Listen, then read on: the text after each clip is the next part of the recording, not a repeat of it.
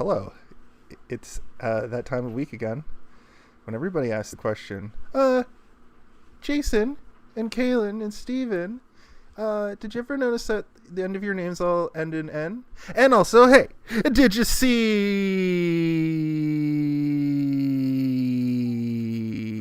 this one?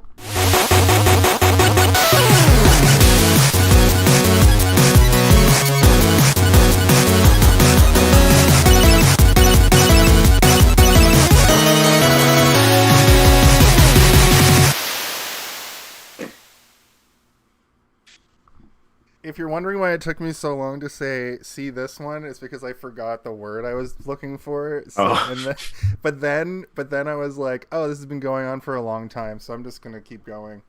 But hello, everyone. I gotta say, that was one of the smoothest intros I think you've done yet. Well, thank you. I should probably just use that going forward. I was almost going to mention that it's my birthday, but I didn't. I want to. Every one of those that we make could potentially be used for later things. And I will address that right now and say that I apologize that I haven't been keeping up on the YouTube uploads.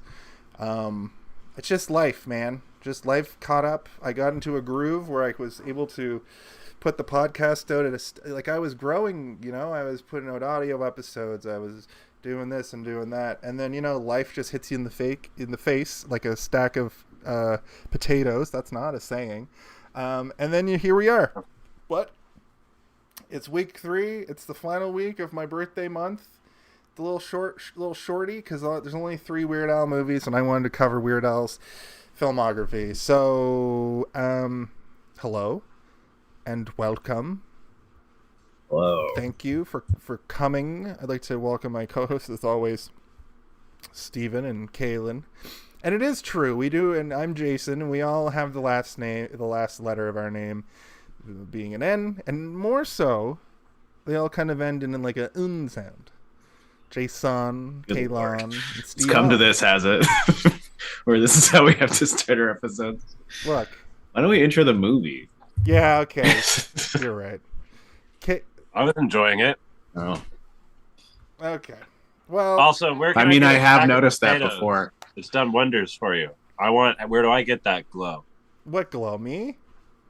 You said you got hit in the face with a sack of potatoes, or a stack of potatoes. A stack of potatoes.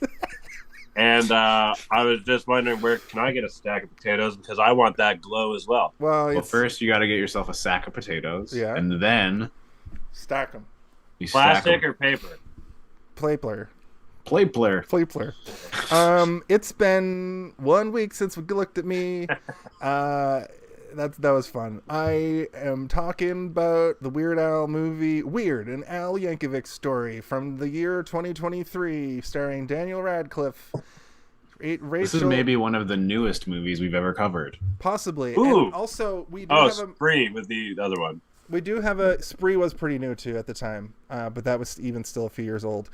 The thing about this movie that's interesting is before I conceived the idea to do a Weird Al month, we do have a month coming up that's going to be new movies where we're going to cover like Cocaine Bear and Megan in the summer. And this was actually one that I was going to pitch for that month as it is very new. But since I decided to make you guys watch every Weird Al movie in existence, and luckily for you, there's only 3, unlike Trey Parker and Matt Stone. I love Hawaiian shirts. 5. We did it. And we watched them in relative order. Well, we watched them in order. Perfect order. I would have liked to do UHF first and then Complete Al, because Complete Al, like this movie feels like a recreation of a lot of ideas in that. I feel to put them back to back, though. I don't know. Maybe it was better to sandwich. Yeah, maybe it's better to sandwich. But this also has a couple of elements of UHF in it as well, which we will talk about and more in our episode covering this film. But you know what? We can end the pod right here. I loved it. It was amazing. It might be a perfect movie. It's pretty good. For like, as far as like a. I guess if you have a specific like cookie cutter idea of what a perfect movie is, then yeah. Oh, here comes Steve the Fun Police. You better shut your filthy mouth if you're gonna call something a perfect movie. Look, it goes Scarface, American Psycho, Weird, the Al Yankovic story, and then Fight Club. Those are the And four then greatest. Clockwork Orange. And then or some Clockwork bullshit. Orange. And then Does Canada have Godfather. any cool like Mount Rushmore type of tourist attraction? They should. And Listen, I also like Pulp this Fiction. movie, so I'm not trying to ruin your fun. I know. I'm just kidding. I'm just giving you a hard time. But that said, we will talk about our history with this movie. I'll just go first since it's my birthday and I get to do what I want because I'm a birthday host. What a birthday boy! I thought you were gonna say because I'm a narcissist. Birthday host with the birthday most. Birthday most with the birthday host. Sorry, that was too much. I watched it when it came, the week. What do you have? How much do you have? How much? What do I have? The most? Host, I guess. I watched it when it came out late last year, and then I watched it again today. In my history. What feelings do you have from when you first watched it? So the first time I watched it, I thought it was too short, and this time I watched it, it felt like when you rewatch a movie like way too close to the first time you ever saw it, it just kind of, even if I wasn't like taking notes, it's like it wasn't time yet for me to rewatch it, But that said, it's still a great movie. It's undeniably good, like, and funny, and like genuinely funny, which is hard to do for me to. It's hard to make me laugh at a movie in a genuine way, like consistently, because I've just like desensitized myself to comedy for so long that especially when it's a parodied, like setting. all the gags, like that's another. It's kind of like I was talking about last week with UHF. It's kind of like a Mel Brooksy kind of Airplane. The guys that made Airplane and the police show with Leslie Nielsen. It is absurdist comedy. Absurdist comedy. Thank you. Is that what it's called? Well, yeah. Yeah, when ridiculous things are happening, like it's a cartoon show kind of thing, like when he's like, I thought I told you to shut up, and like punches the accordion seller in the face, and he flies directly into a tiny, tiny little picture. Yeah. Yeah, awesome. Yeah, which is one of my favorite parts of the movie, how mercilessly he beats up this poor salesman. Anyway, played by Thomas Lennon, who's amazing. That said, Steve, why don't you tell us about your history? Your long, engrossing history with this epically. Well, I mean, I had watched this film. movie so recently that I was like, I don't even know if I need to rewatch it today because I've seen it so recently, and it's not something that I need to like reabsorb everything. So I kind of threw it on in the background today. But yeah, I saw it when it first came out. Unfortunately, Roku does not exist for me, so I had to steal it because it was like impossible to see it elsewhere. Some of these streaming services need to figure out their distribution, man. It's so, you're isolating yourself so heavily. Yeah, I went to work today gung-ho to watch the first hour on my lunch break, and luckily I had it on my computer from when it came out because I downloaded it because I didn't want ads. You can't get Roku unless you have a Roku device, either an actual device or a Roku TV, which I was like, they don't have like just a streaming website channel. How did you watch it, Kaylin? Well, I will say this. I hope they make... No, wait, I'll save that for the end. Okay, Steve, sorry, go ahead. Sorry. Yeah, I mean, if they have no other option, like I'm not going to go buy a Roku device to watch one movie, Like, do they have a lush catalog of films and television that I should be paying attention to at this point? You're missing out. Know. Yeah. Well, I don't have either, so I had to steal it, unfortunately. I hate doing it. I always try to find a way to rent it somehow or to buy it, but unfortunately I had to. I watched UHF last week on my TV, which is a Roku TV. I bought UHF on my Xbox, and I was like, whatever. But the thing is like, I didn't even consider that you couldn't just go to the Roku channel website. I was like, oh sweet, it's already on my TV. I'll just hit play. Because when this movie came out, you get ads for Roku channel, and they were advertising UHF a bunch as well. Right. I'm surprised they didn't put the complete Al on there, but we all know why that movie lives in YouTube only. Yeah. But yeah, the first time I saw it, I enjoyed it. Second time I watched it, I also enjoyed it. So it's good. It's a fun story, funny story.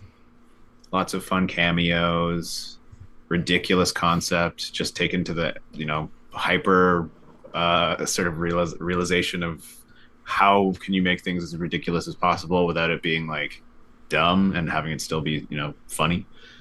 Orders up. Ding. Yeah. But it's like I like that kind of comedy, right, where it's like it's so hyper violent and the action is so well choreographed, but like the concept of the fight itself is what is absolutely ridiculous, but not the fighting. It's like they're fighting in a diner and he's like John Wick fighting people. Yeah, this is supposed to be Weird Al's true story, and he's doing the fucking Rambo to Pablo Escobar's fucking crew. Yeah. Yeah. Kaylin, give us your extremely long history with this film. I will, birthday boy Jason. I will give you my extremely long history with this film, which started ages ago. And by ages, I mean a couple weeks when we had those few weeks off. We had a couple weeks off, and I had this movie on deck in preparation for the coming weeks. And I was like, what's that word when you can't wait? Just anticipation, I guess. No, it's like, what's the sinful word or whatever? Like, anyway. So impatient? Yeah, impatient. Yeah, impatient. Yeah. No temperance. Anyway, so I cracked and I watched it and I loved it. And then I watched it again the other night so I watched it a couple weeks ago to watch it. And yeah, I was like, just like no notes or anything like that. It was just first time viewing. And I messaged you guys, we talked about it. I watched it the other day, took notes, and then watched it again today because I like this movie so much. I could keep watching it more and more still. I feel like, Kaylin, you're the kind of person, like you just put movies on and fall asleep or just chill out and that's not what I did with this one. But what I'm saying is I feel like you have rotations of, like, I've known this about you for years, like from when we first met fucking 14 years ago now or whatever. But like you just have movies that you have in rotation. When people come over to chill, you just put a thing on. And you're probably the last 5 movies you bought. And I can totally imagine this being a movie that you're just like is in your rotation. Like you'll just put on when you're chilling with friends or when you're just you get off work and you just want to put a movie on to like smoke one and have a drink. Like, and this is perfect for that. This is one of those things where it would have been really fun to watch with you guys, but it's also really fun to watch on your own, which is the opposite of a lot of the like horror movies we do, where they're infinitely more fun to watch with somebody else than to just try to like analyze by yourself, because a lot of 80s horror especially is fun and funny, but like it's infinitely more fun when you watch it with your friends. And this movie goes both ways, is my point. It goes both ways. It's playing the accordion in the closet. In the closet, you say. You don't have to stay in the closet any longer. You come on out. You come on out of the closet. Also, kind of like a nice little, not so subtle message about that, which is good. So, a little tip of the hat. A little tip of the hat to the gay man and the gay woman and the trans and the... I think now you're making it worse by trying to get specific. The spectrum of sexuality. Did I do that right? Yeah. That sounds good. No? I got an idea. What's your favorite type of pencil? 2A? A. Okay. Isn't that what he says? He's like, I need a number 2 I don't pencil. want his answer. I want your answer. What's your favorite type of pencil? Oh, I never really paid attention to pencil types. I do. Steve's an artist, so he knows.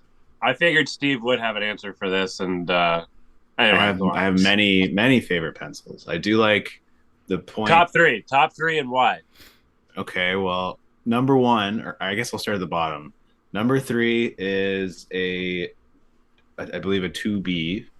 It's like a thick lead, and it's good for kind of like rough sketching stuff out. You just lit up like I lit up talking about Final Fantasy. I just want to point that out to you. And then I'll use an HB to go in for a little bit more detail, and then I'll use what's called a gum eraser, which I actually have one right here. Ooh, I know those. That's not a gum eraser. It's my headphone case. Oh, that's silly putty.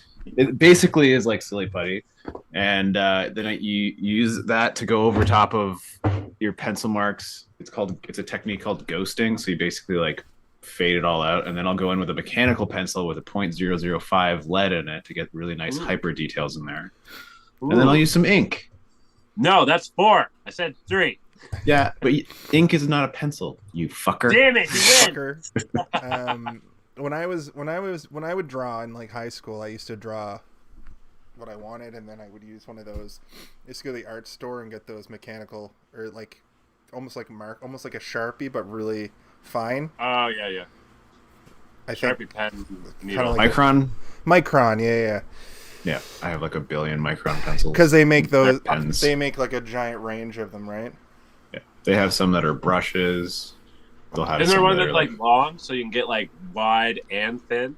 Yeah, it's like a brush almost. So like you can like. Yeah. I have a bunch of them right here. So Look, here's one. This is the Ding. It's a tiny guy. This is the part So of 005. the part of the weird Al Yankovic story where we talk about pencils, and I wonder why. Listen, some people might find this interesting. It's true. It's true. We do have. You know what? I find viewer this right now. weird. It's Al. It's Yankovic. This is weird as Al. So It's all out. compared to the other two movies, like this is pretty weird, but it's more funny than weird. Complete Al is just like it's weird. Like it just you're like ugh, the whole time for a myriad of reasons.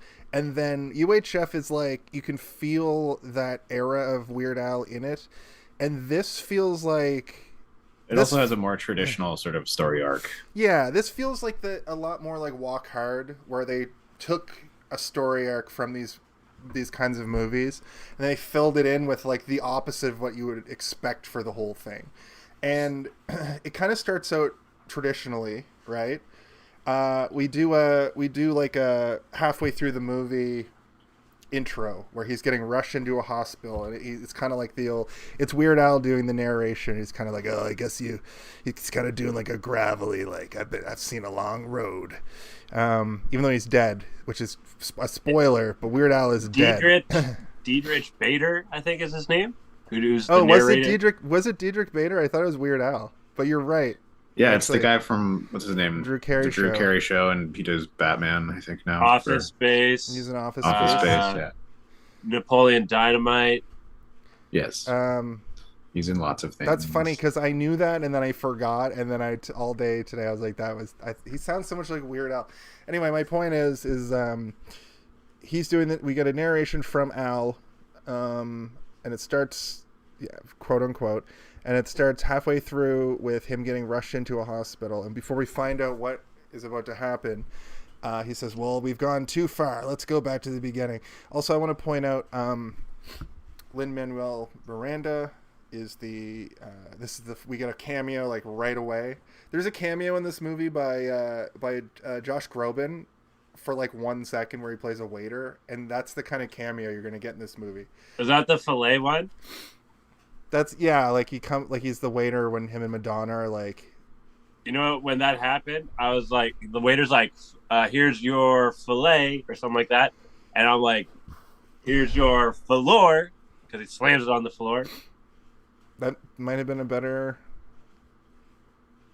moment, or maybe not. I don't know. That's not what happened in the movie. But I do like your interpretation of that moment. Right. So rewind, like Kaylin said, all the way back to the beginning, and we get a kid Weird Al, kid Alfred Yankovic. The casting for this kid was amazing because you see, well, we saw in the Complete Al these like same pictures they show at the end of him as a kid. Yeah. But that kid, the casting of this kid looks like a kid Weird Al. It's pretty uncanny. And we get the parody of the biopic where, like, you know, he wants to play the accordion, and the mom's like, you know, your dad doesn't want you to do that. And then Al leaves the room, and she finds the fucking Hawaiian shirt. Yeah. She's like, that was funny. I like that. It's like finding a porno mag or a bong, you know. Which I thought was really good. A nice little turn of the tables. A little turn of the tables. Now the dad is played by that actor who's in like so many things.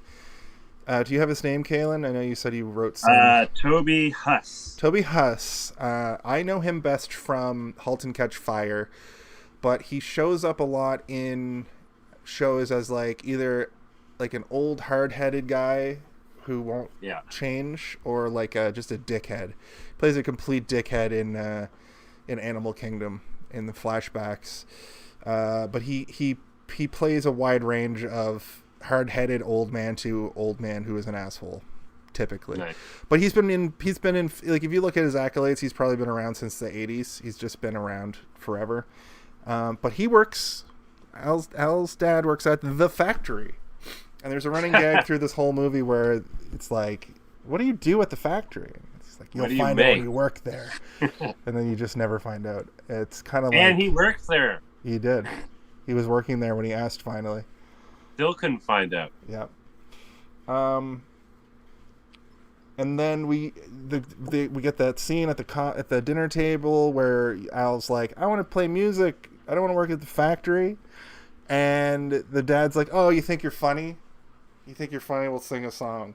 And canonically, this is the first Weird Al music, and it's a parody of Amazing Grace. But it's Amazing Grapes. How sweet the taste. Which is great because in my head, what I know about Weird Al is that he came up with the parody when he was around this age. And I think he has a brother in real life or something, or he would say that, like, I've heard him in interviews say that, like, he came up with parodies in this way when he'd be on a long road trip, and he'd be hearing, like, kind of like movies today, or back then, there were only a few songs and a few movies at a time. You didn't get, like, you didn't have Spotify where you can discover a whole new genre of 1,000 songs. You had, like... And you don't have years and years prior. Exactly. Yeah. You had 20 songs total. So he'd hear the same songs over and over on the radio, and he'd start to develop these parodies. And I like to think that in real life, his parents took him to fucking church, and he'd hear Amazing Grace. And I like to believe that Amazing Grapes is based on a true story. I don't know if it's true, but I know that, like, my Bologna is based off of maybe not exactly how it happened in the movie, but pretty similarly, the Knack song was playing on the radio all the time. Anyway, we'll get to that. We're gonna move through this at a quick pace. Can I give a shout out to some of the best parenting advice you can give? Yep. Stop being who you are and doing what you love. You hear that, Steve? Give up on your dreams. No. Yeah. Okay. Be an office manager. All right. So this is where we get the great scene with Thomas Lennon. He shows up. He's the accordion salesman. Al answers the door. He gives Al the accordion. He says, "Play it." Al goes, "Meh," and it sounds awful. And he's like, "Oh, kid, you're a natural." He's kind of got like a carnival barker kind of a vibe to him. He's like, "Ah, kid, you're great." Also kind of remind me of Cat in the Hat a little bit, sort of. Yeah, I can see that. Energetic and just kind of like welcoming himself in kind of thing. Exactly. Well, he's trying to imagine how hard it would be to be a traveling accordion salesman. This is he's probably jacked, man. Muscles like lifting accordions around. Probably. Isn't that part of the story that's like weirdly sort of true? I do believe you are correct from what I read. Yes, his parents were very they weren't anti anything. They were very nice people. His dad definitely didn't work in a nameless factory. I don't know about the Amish thing that we'll talk about later, but I know that he didn't work in a nameless factory. I think they were teachers, in fact, or something like that. And they were very, like, when he wanted to take up the accordion, I think they were very supportive of that because it means that he wouldn't be out hitting bongs. Yeah, and I heard there was a salesman, though. Yeah, absolutely. Like a salesman came and but it was more like a transaction where he came and he was like, "Do you want to buy this?" Right. And I was like, "I love Lawrence Welk." He didn't get beat the fuck out of him and dying on the floor. And he's asking for help, and they're like, "Sir, we're having a moment." We're having a moment. Well, I'll talk about that right now. So this guy's trying to sell the accordion to the kid, and fucking the dad comes in his fucking tank top, looking all like ready to bare knuckle box, and just well, to be fair, he was about to tell a kid he was going to be swimming in pussy. That's If true. I was Oh that yeah, guy, I wrote his that. dad, I line mean, I down. might like, I don't know. He's like, tell kid, that he plays that one note and it sucks, and then he's like, kid, you're gonna need a lifeguard because you're gonna be drowning in so much. And the dad fucking rocks him, and then just beats him for a solid 40 seconds, just in the most hilarious, just smashing his brains, and then boots him. And then leaves, and then the mom comes in, and while the dude's laying on the floor, like you said, Kaylin, the dude's just like, "Can I get some help? I think I have a collapsed lung." And the mom is telling Al, like, your dad just, he just wants the best for you, and he thinks that you're gonna waste your time with music. And Al's like, "Well, I just want to play music," and then that's when the salesman says that. Mom's like, can you just, we're having a family moment here. Speaking of family moments, my uncle partakes in the accordion. Is he good at it? You know what? I'm going to call him up and hang out with him and hear him play the accordion, because I'm not sure if I've ever heard him. Oh. If I had a family member who played the accordion, I would be coaching them to learn Weird Al songs and then singing the songs. Or you could get them to coach you to play the accordion, and you could just do both. Oh yeah, that's much better. I'm gonna force my uncle to learn Weird Al songs so I can scream the lyrics at him. Hey, sometimes playing and singing is hard. Playing and singing is hard. I never learned how to do that. I play the bass. I can't go boop boop boop boop. Because it's like different. It's like everybody. different beats almost. Yeah. Yeah, I imagine it's easier to be like a frontman lead guitarist who doesn't like do solos, just a jun jun jun jun jun jun and sing.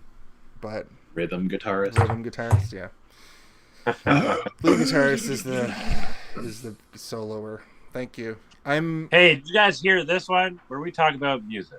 Hey, did you hear this one? That would be a good podcast if like music wasn't instantly DMCA'd constantly.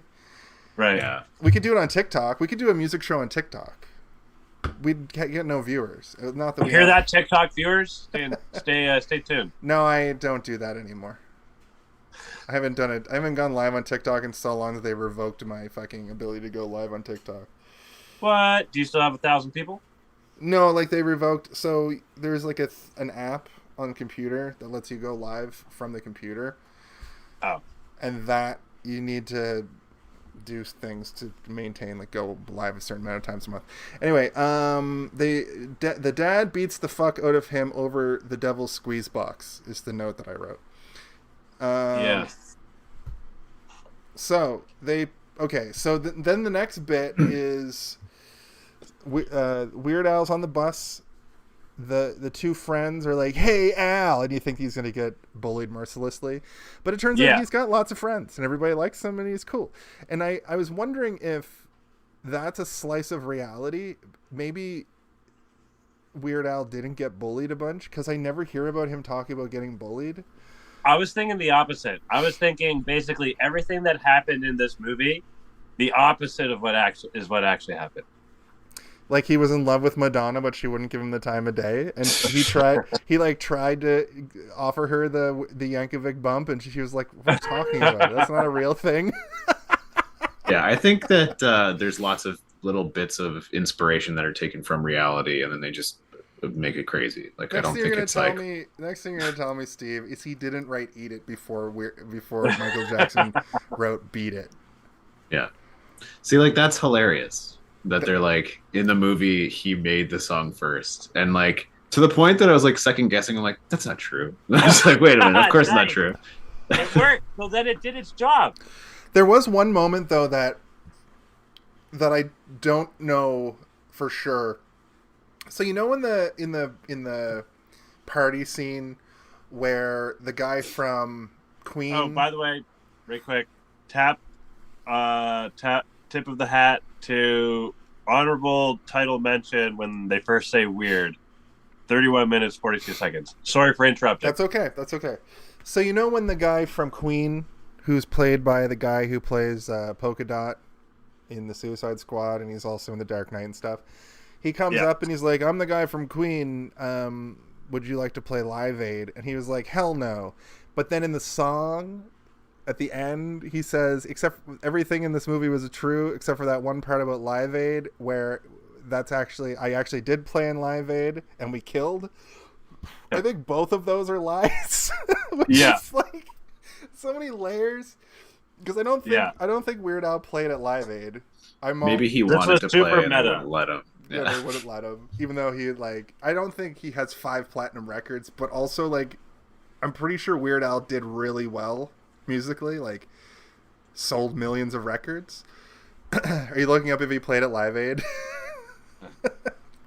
And we blew them off the freaking stage. Yeah. Yeah. So they paint Al cool. Was my point. Turning the tables again. Right. His friends tell him to come to this party tonight.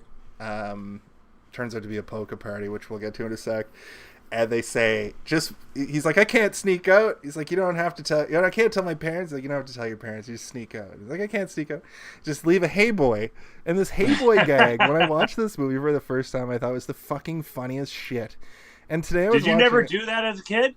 No, I never had to because my mom didn't care and was drunk. Can I interject a little story? Oh my God. You tell me you didn't put shoes in your bed. Well, no, not that extreme. So I don't remember the exact specifics, but my mom had some friends over, and they were staying for the week or the weekend or something like that. And then one of them took something from the other one, kind of jokingly or whatever, and they were withholding it from the other person. And then so when I was a little kid, I got sent to bed, and I had a stuffed animal that was essentially the same size as me. Put that in my bed, put the blanket and made it look all kind of proper as much as possible anyway. And then I found some hiding places and was doing some covert operation and stole back the shirt or whatever it was for my mom's friend and gave it, and I think I took it and I think I stayed hiding for a while, something like that. I don't know. I remember they were because they checked when I wasn't there, when I was doing the covert from A to B, they did go check in on me, and then they're like, "Oh, he's fine." And then we talked about it I don't know, either the next day or the next week or something like that. I just want to give you a little tip about storytelling, Kalen. Make it better? No, it's not even make it better. It's more details. Here's what in my head, what you just said is you decided to pretend to use a stuffed animal to make you the size of I don't even know really what happened. Make it look like I was in bed sleeping. Yeah, but it was my were you the one that stole the thing? No. So this is tied into the Hey Boy. Okay, you're gonna never mind.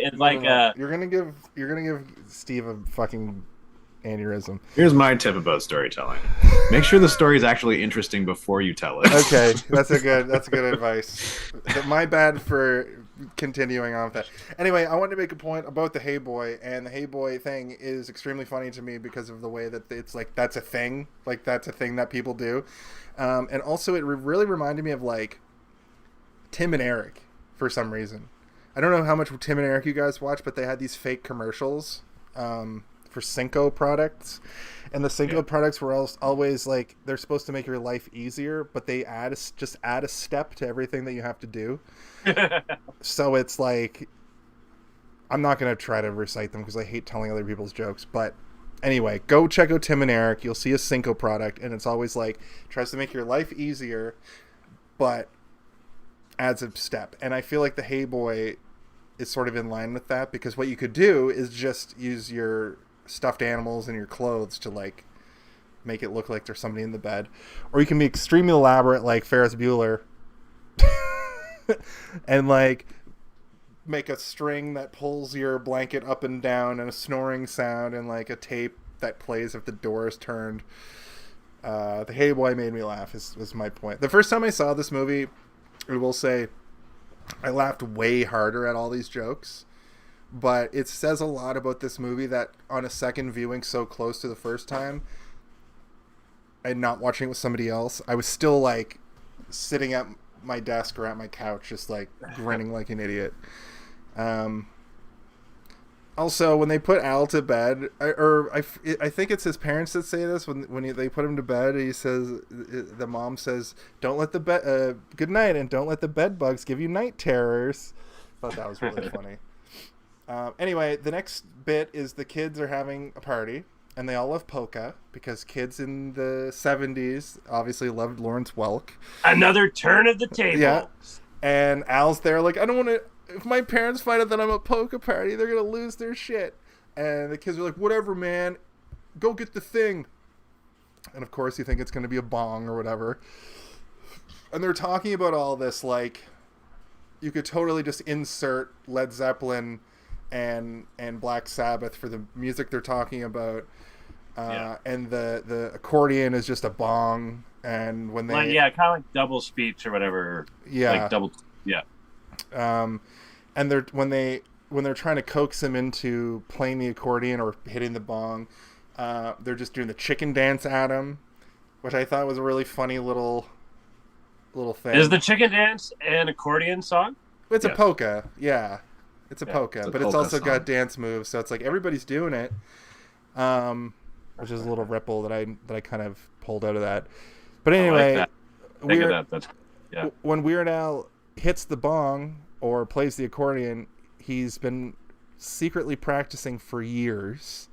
So at this point, so he's a legendary at it, which I think is another like ripple of truth, because I think Weird Al has just been a gifted accordion player right from the beginning. Like obviously you have to learn how to play something, but he started so young that I think he may have just adapted to it extremely quickly. He might have been lonely. That's the good thing about learning things at a young age. Absolutely it is.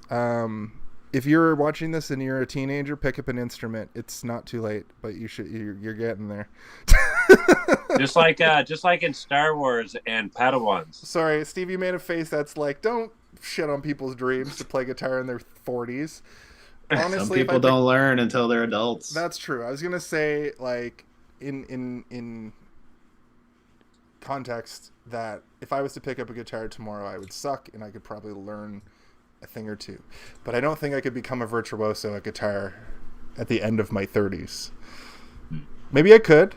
Who knows? In fact, tomorrow I'm going to take up the guitar and I mean, you could also say it for anything. It doesn't have to just be music.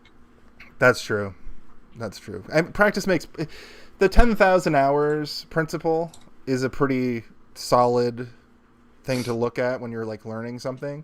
Because if you do anything for 10,000 hours, you're going to be an expert. For instance, I've played video games for 10,000 hours, but I haven't played FPS for 10,000 hours, you know? So I'm not that good. But I've played JRPGs for 10,000 hours. On easy mode. I don't play on easy mode. What are you talking about? You can't even play JRPGs on easy. They've got one setting. Fucking shots fired over the bow by old Silent over here. Oh, we can't do that on the birthday boy's birthday day. No, trust me. The prime time to rip on Jason is a special event. The rest of the time is just whatever. He'll get his.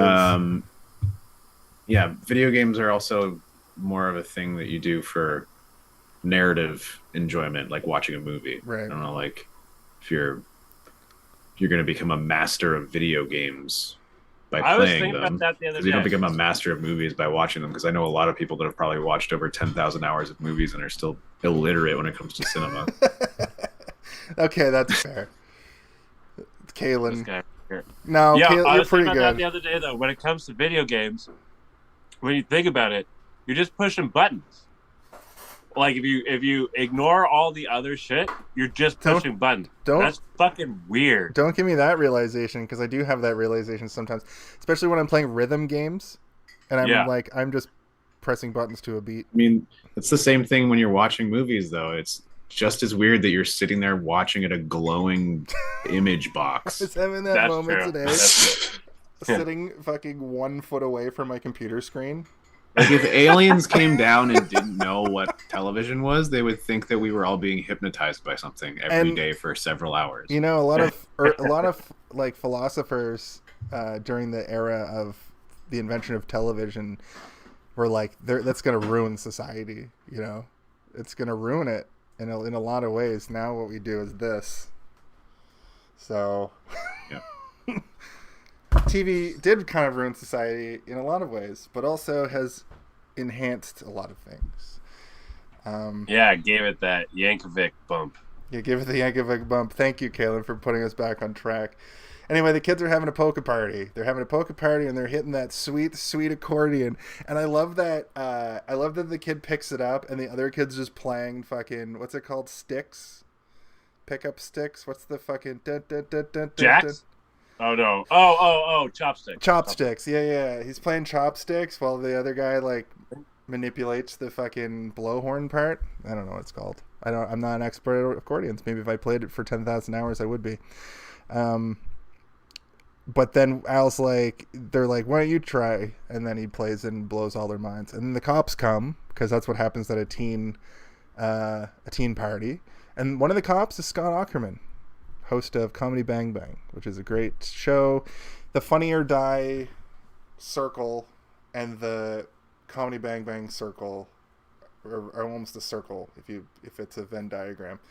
And a lot of the people in this movie are friends of that show and friends of Funny or Die. Funny or Die was actually originally created by Adam McKay and Will Ferrell. They wanted to make a streaming, like a YouTube channel kind of thing where they could have better content. I don't know if Funny or Die still has original content being made for it. I don't even know if it's really even still a more than a movie production company at this point, but like they produced Between Two Ferns was another movie. I think I have their board game. There's a Funny or Die board game? Yeah. Cool. I'd like to know what the premise is for that. It's kind of like not exactly Cards Against Humanity, but like in that vein. Yeah. So the police bring Al home, and his parents are very furious, and he gets a Franken Folsom with his dad, who's like, if you were playing the accordion... Okay, let me back up a little bit. So he's like, I heard there was accordion there, and Al's like, I'm so good at the accordion, I can't believe that you would like stomp all over my dreams like that. And the dad's like, how are you so good at accordion? And Al's basically like, I have been practicing very quietly. He's like, you've been practicing in my house, under my roof? And he's like, yeah, in the closet. He's like, in the closet? And not, it's a very thinly veiled thing. And then he's like, oh, in the closet. And then he realizes that that's where the accordion is, and he brings it out, and he smashes it to bits. My heart hurt a little bit. Yeah, that sucks. It sucks a lot. I'm sure many kids had their skateboards broken, their guitars broken, more intensely kicked out of the house for being gay. You know what I mean? Which is what I thought was going to happen when I first saw the movie. I thought that they were going to make a joke about him getting kicked out at like 14 or whatever, which might have not played as well. It might have been a little bit too hardcore. Yeah, I think they knew where to draw the line in terms of like the allegory that they were going for. It's just like, let's just make a funny joke and then move forward. Yeah. And then basically they fast forward to his college years, and then but he just says like, it was a hard last couple years in that household, but I did eventually graduate and move to California, or move to what's by the water. It's Venice? not. It wasn't. Yeah, like Venice Beach, Los Angeles, basically. So that's when we get the Home Alone of it all, in my opinion. When we get this is the Home Alone of it all. I think when Daniel. So there's two Home Alones of it all to me in this. When Daniel Radcliffe appears, but then also it could be debated that after he has his acid trip and becomes an asshole. Oh. And it becomes like he becomes a dick, and then it has a redemption arc. So I don't know. What did you guys think? I say the Bologna. As soon as the My Bologna, that's the Home Alone of it all. Okay.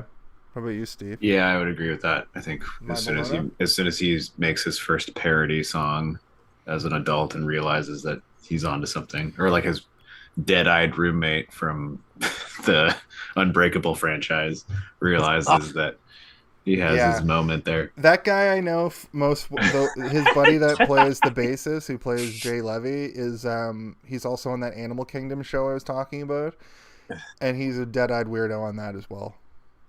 He's got an awesome. Just wait, is it him or someone else?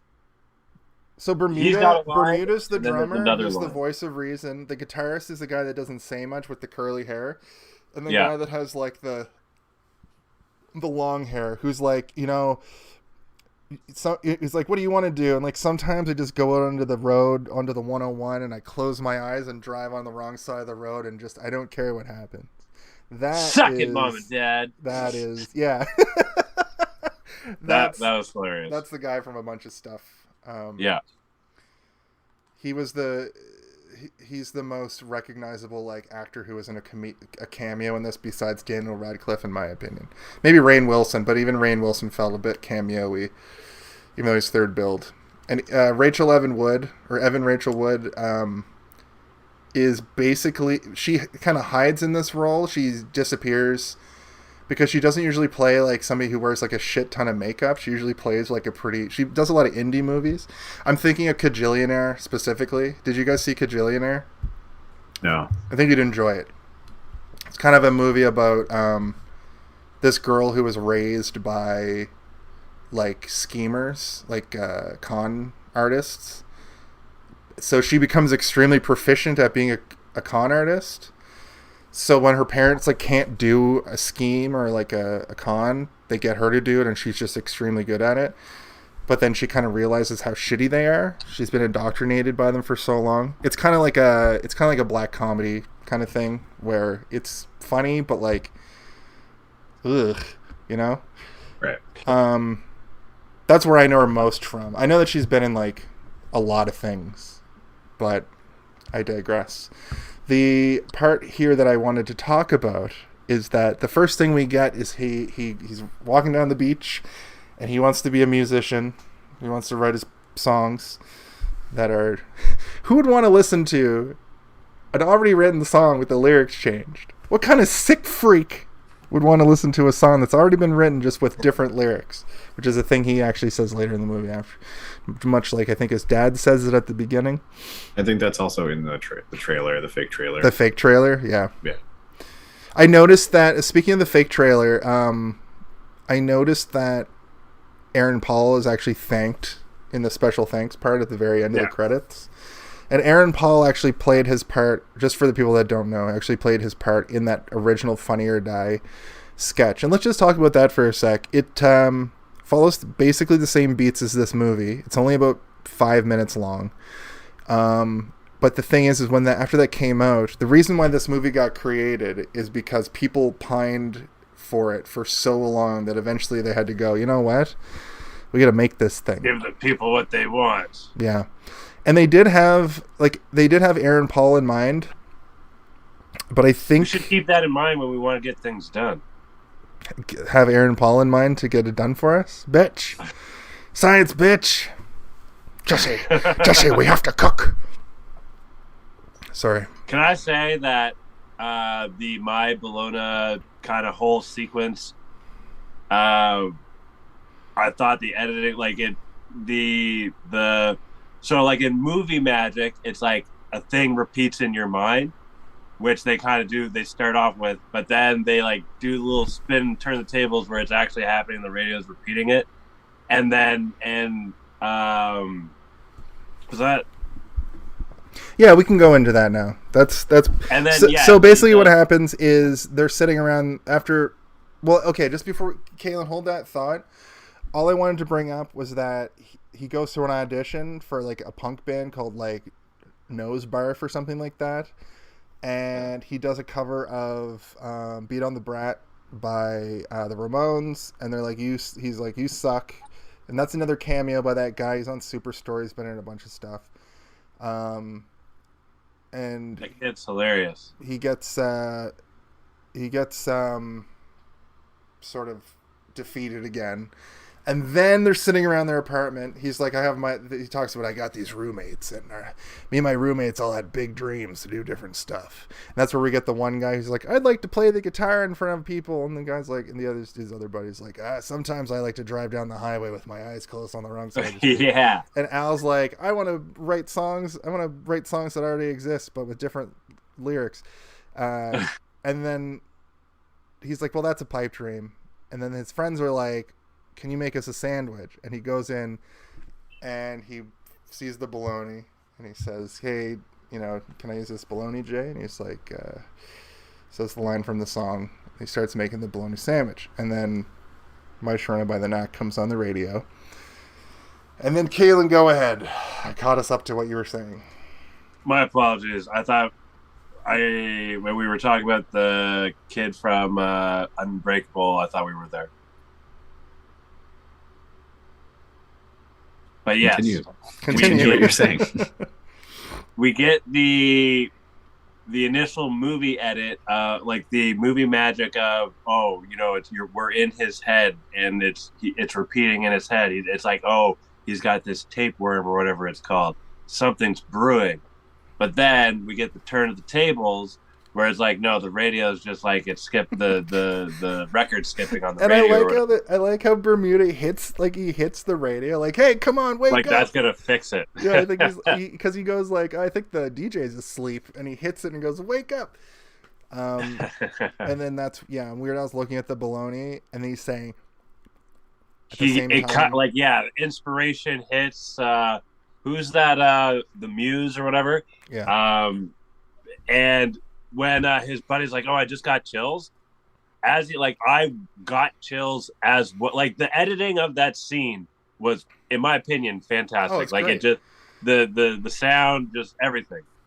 Also, there was a great line that made me laugh out loud both times watching this movie, where I think Bermuda or Jay say, "Al, you got something here. I don't know if it comes from God or the devil." I think it's a little intense, but true. In the context of the movie, yeah, but definitely both. And then Bermuda's just like, we have to record this. And he's like, why don't we record it in a bathroom? That's got great acoustics. So we just get a sequence that I assume is like a shot-for-shot remake of what actually happened, of like people coming in and out of like a fucking gas station bathroom or a bus station bathroom while they're trying to like record this parody. Yes, my Bologna, true. I have a list of true and false things here. Yes, I did know that's true. Okay, you're fact checking. My Bologna was, recorded in a public bathroom, just not at a bus stop. Oh, okay. I thought it was a bus station specifically. The good thing about this movie is it caused Al to have to re-record a bunch of his classics. And I was wondering that. I think why the songs they use in this are so specific must have something to do with them being his biggest hits.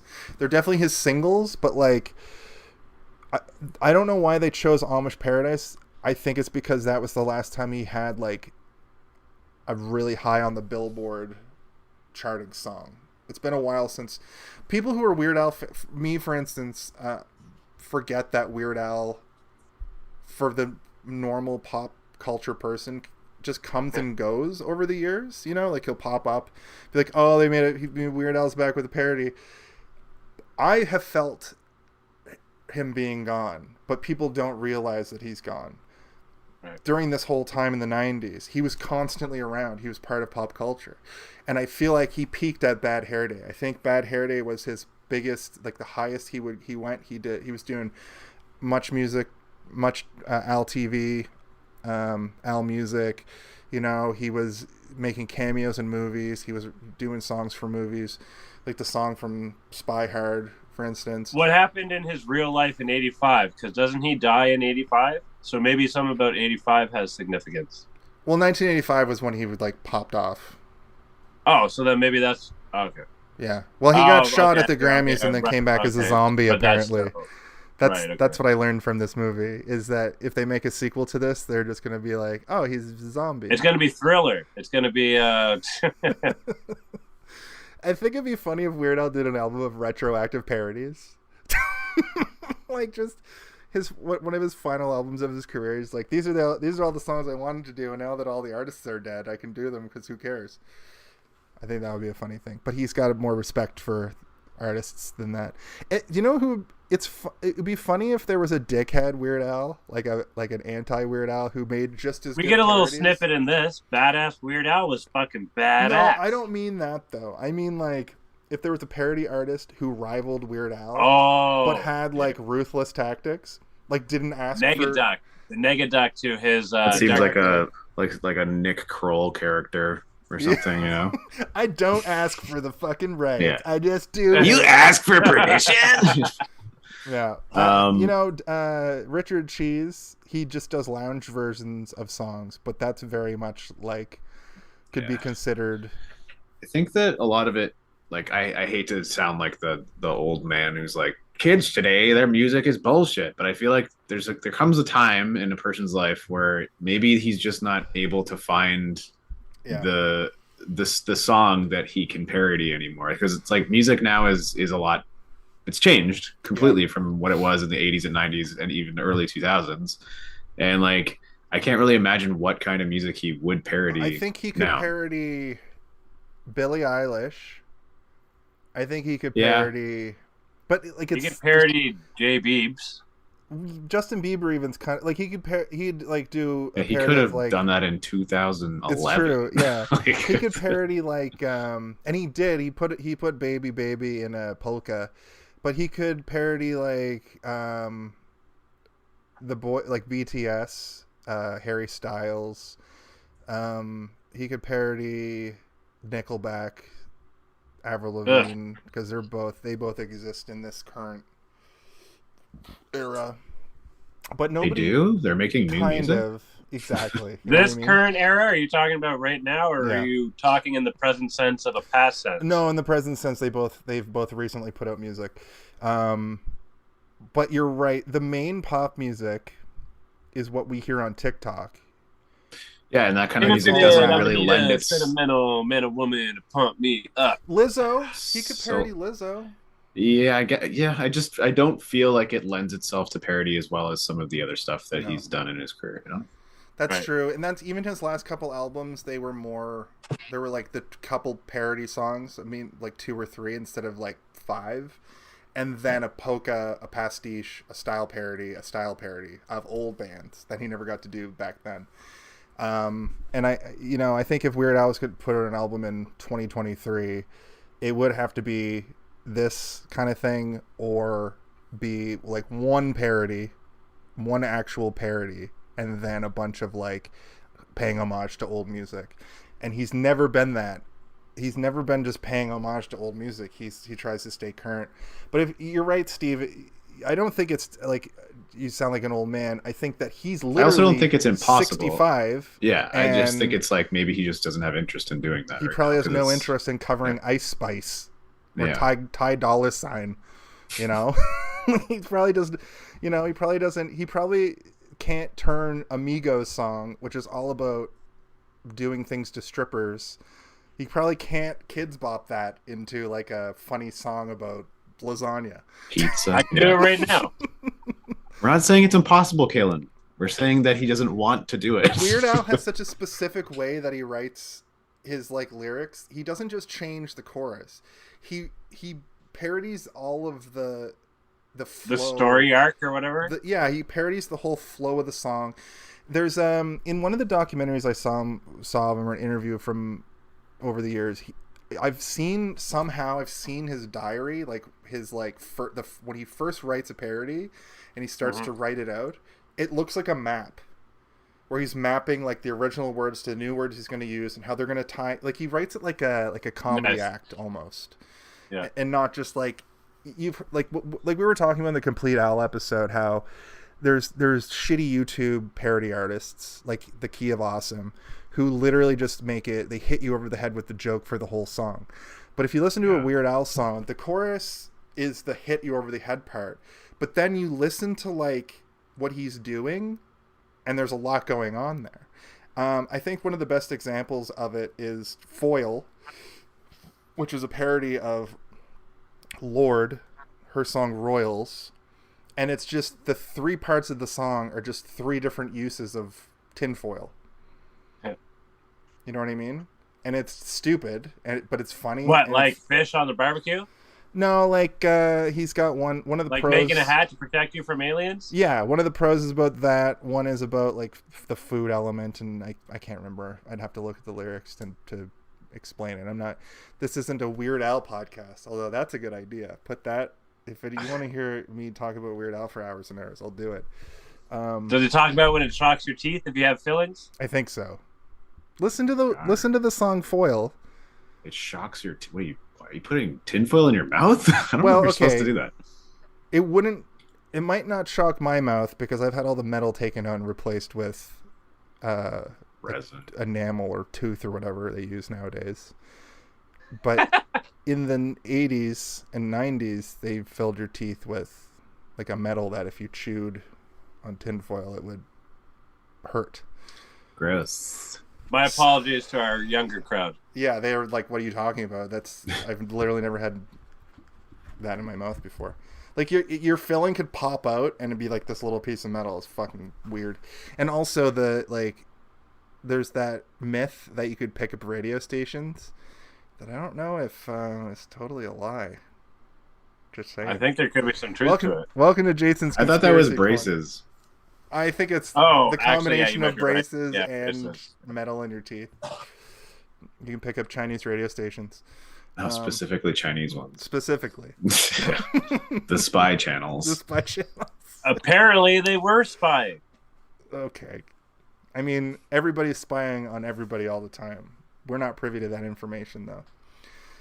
And then, okay. I did like how much he enjoyed in listening to his own music when he brought it to the CEO of the music company. We're not quite there yet, but I do want to talk about that because the next thing that happens is they record that and then they send it to Dr. Buffoon or whatever. Right. Mr. Buffoon. I don't know if it's a real person. No, I think that's I think they're twisting some truths there. Well, it's because he did originally send it to Dr. Demento, and Dr. Demento is a huge character in this movie, so they can't, you know what I mean? They had to change that a little bit. But he comes home, he's like, I just gave it to Mr. Buffoon, and, you know, I'm hoping to get famous immediately. And his friends are like, you can't get famous overnight. And then the radio station just comes on. He's like, I'm going to put on the radio. The radio station comes on, like, well, I got this tape here from Al Yankovic, and it's, of course, My Bologna, and they're all losing their mind. So they did kind of become famous, not even just that afternoon, like hours later. And then I like when they slapped each other. They slap each other, and then they start losing their mind, like Instant Barbarian style. They start smashing the whole fucking room. That's weird. Al Yankovic.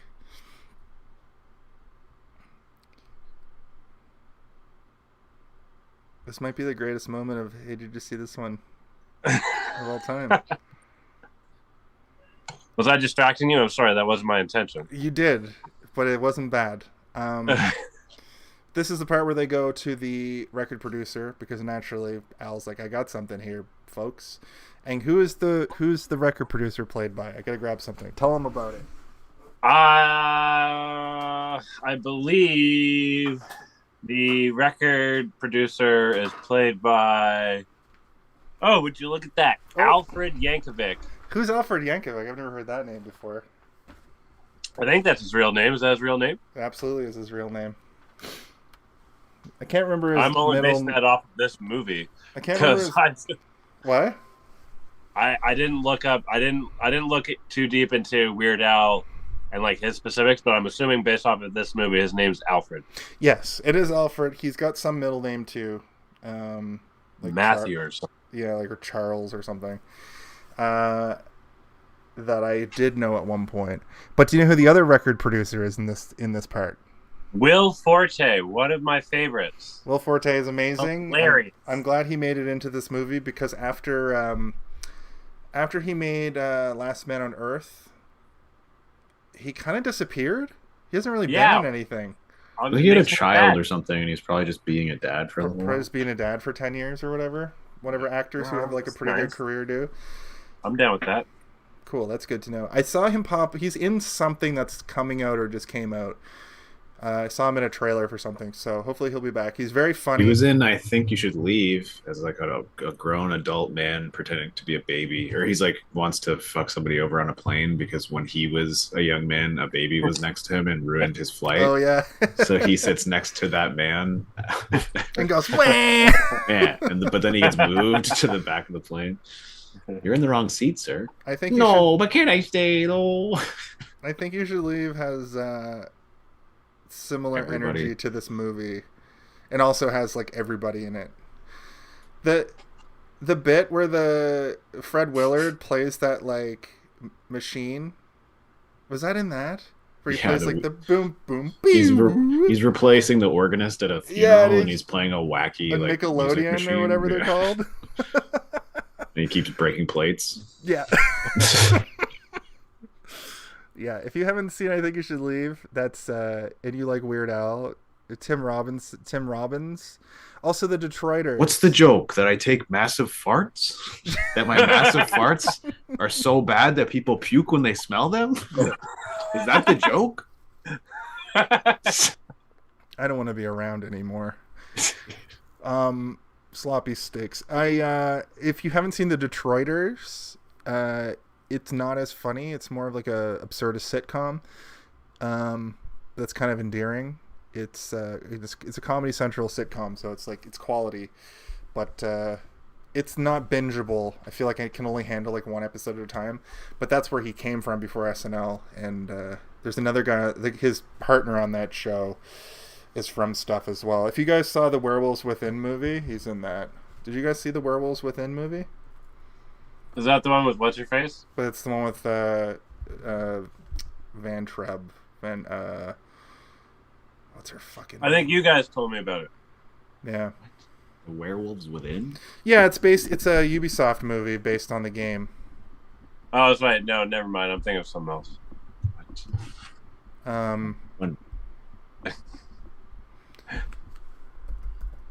This is the part of the show where we look things up. Oh yes, I saw this. Yeah, with Melania Van Treb, who's one of my faves. I remember almost nothing. It's basically like a werewolf mystery, and it's a very like we're spoiled because of The Last of Us, but I will say that they kind of captured the essence of what it's like to play Werewolves Within. I have it for VR, and I've played it a couple times, and it's also based off a card game.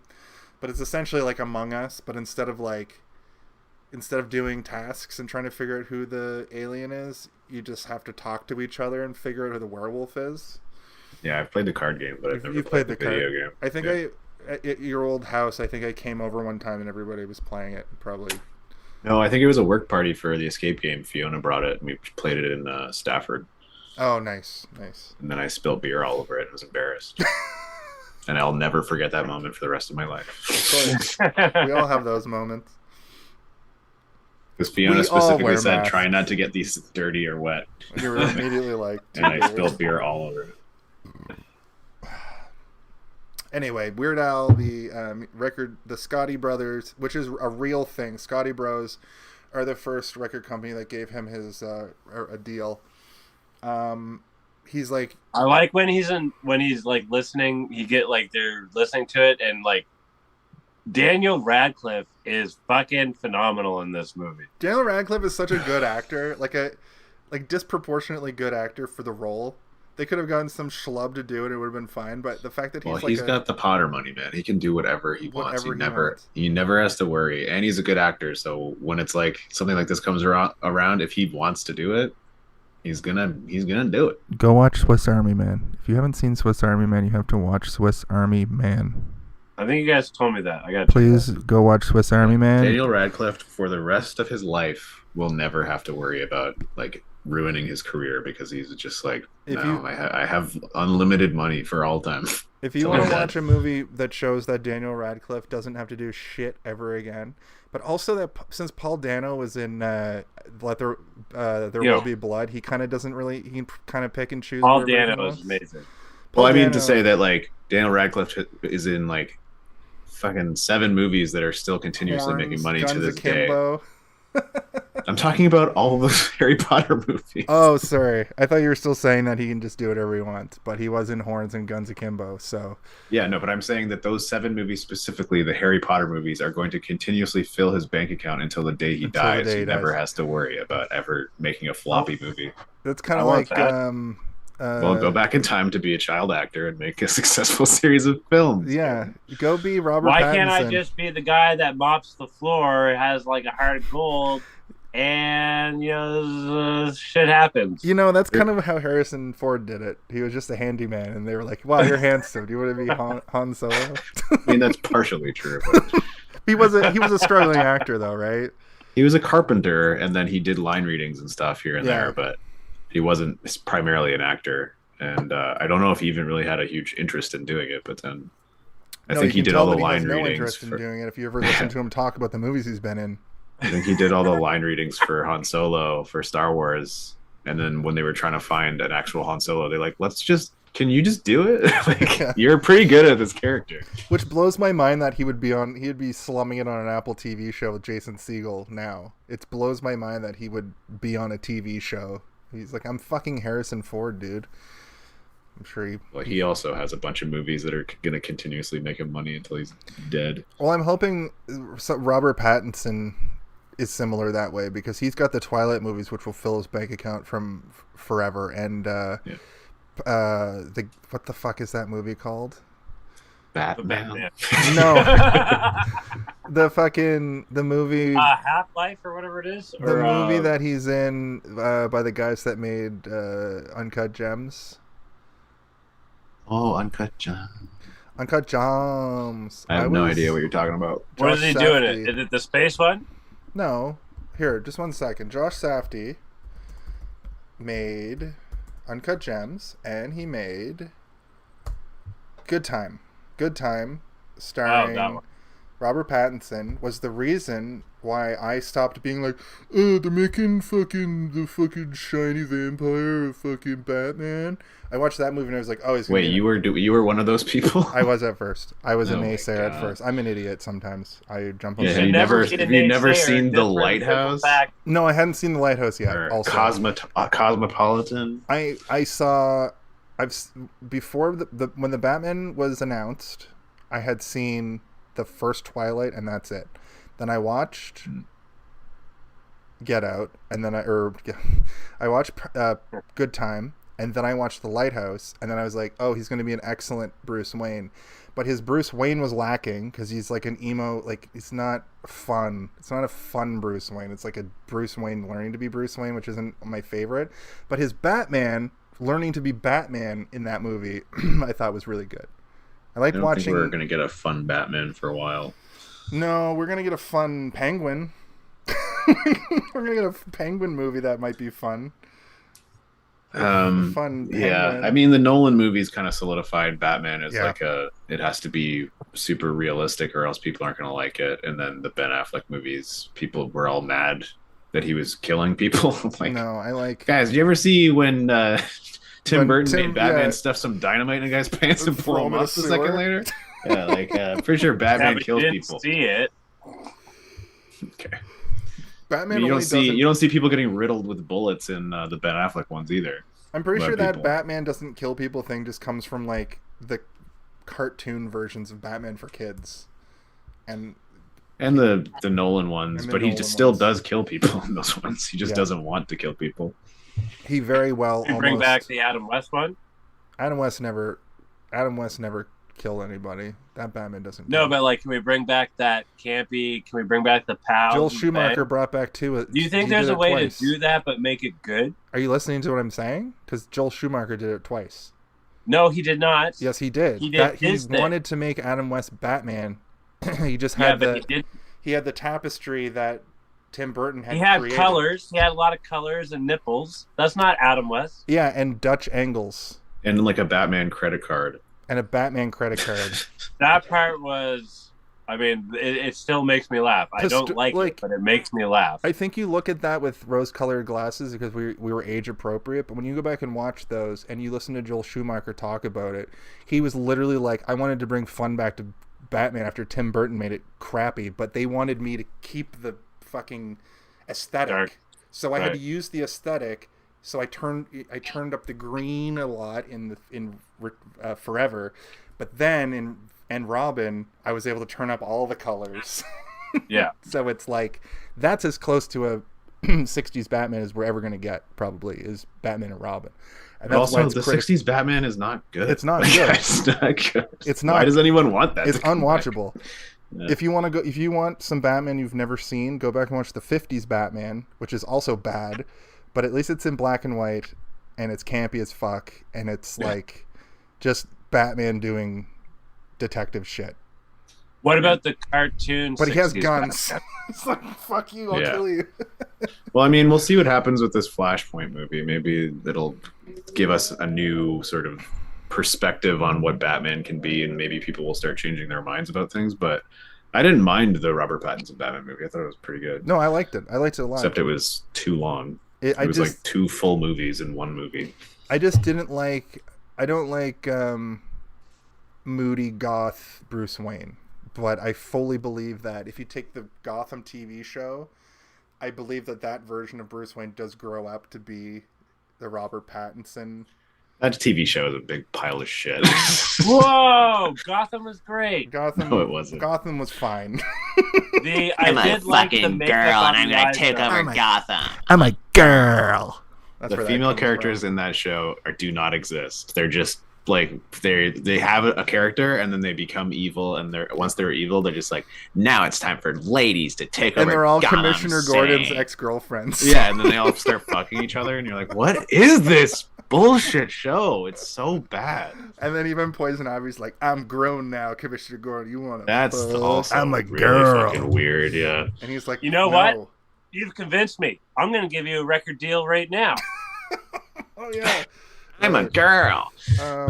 Sorry, let's get back on track. Yeah, they mock him, but they're willing to reconsider him if he gets more experience. If he goes on his own. So anyway, he goes to the punk bar where Barfano is, or wherever the fucking band they play, and then he goes on stage. He plays I Love Nice Rocky mohawk, Road. by the way. Nice mohawk. It's the biggest mohawk I've ever seen. He plays I Love Rocky Road, which is a parody of I Love Rock and Roll. And it's great because he wins over the audience in this weird way where he goes up. This is based off a true thing that happened to him. But he got booed off stage in reality. Yeah. Is what I think happened. Steve, they did not receive it well, no. If you can verify with your list. My list. It seems the only true thing about this was that Dr. Demento was instrumental in launching his career. Okay. So, from what I understand... But he did not come up with adding weird to Al's name. From what I understand is... side note, Michael McKean is the promoter and Patton Oswalt is the heckler here. As I understand it, they played this show and at a punk bar and got booed off the stage. In this one, he goes up and plays it very meekly, and then his friends start joining to help him, which is there's this gag at the end of this, which I'll get to. And they blow everybody's mind so hard that Big Bertha goes up to the fucking bartender. It's like, I'll take a scoop of rum raisin and a scoop of Rocky Road. And the bartender's like, we don't serve ice cream here? And she's like, if you don't start serving ice cream here, this bar's going under. Which made me laugh. And then they played the song. And then when they're getting cheered, Al's like, why didn't you tell me you guys played instruments? And his friend goes, it didn't seem relevant until now. It's like the whole lead up. I like that little joke too. I did enjoy that little joke. It didn't seem relevant until now. It's such a good moment. And then Rainn Wilson, of course, is in the audience. I don't think he was just in the audience at one of these random shows. But he was instrumental in building Weird Al's career. That's when they meet in this movie context. So, he wants to be. He has a conversation with Al after the show, and he says, he's like, so you want to be like my mentor? And I like this because it's a layered joke, because he says, I want to be your dementor, which he's saying to Harry Potter, but he's Dwight from The Office. The Office has a very good joke about Dementors in it. I thought it was like, I'm sorry if like I'm so many entendres. So many. sorry if I don't know if this joke was being crafted, if this many layers were being considered in it, but I guess you're finding them. See, that's the wonderful thing about I don't life. know what that is that you're holding. He's trying to show you his office Lego set. No, I know that there's lots of Dementor jokes in The Office, but I don't know if they were considered. Yeah, I was gonna say I think I might be stretching a little bit. The worst thing about prison was the Dementors. Dementors. Oh, you had a Dementors? little tip of the hat, if you will. A little shot of Midori, if you will, was from The Office. Yeah. So you coined the name Weird Al. What if we call you Weird Al Yankovic? No, sorry, wait. I got to give a quick little honorable mention. Al Yankovic. So long. Doesn't exactly slip off the tongue, does it? And then he makes it even longer. Yeah, which is great. So then now we go to the probably the most popular part of this movie for people, because it has every cameo under the sun. The grotto party. The grotto party. So they go to this like backyard LA party, which is great in and of itself. They get there. Dr. Demento has a Pink Floyd shirt on, and I think that there's a famous picture of him wearing that Pink Floyd shirt, which I think is pretty great.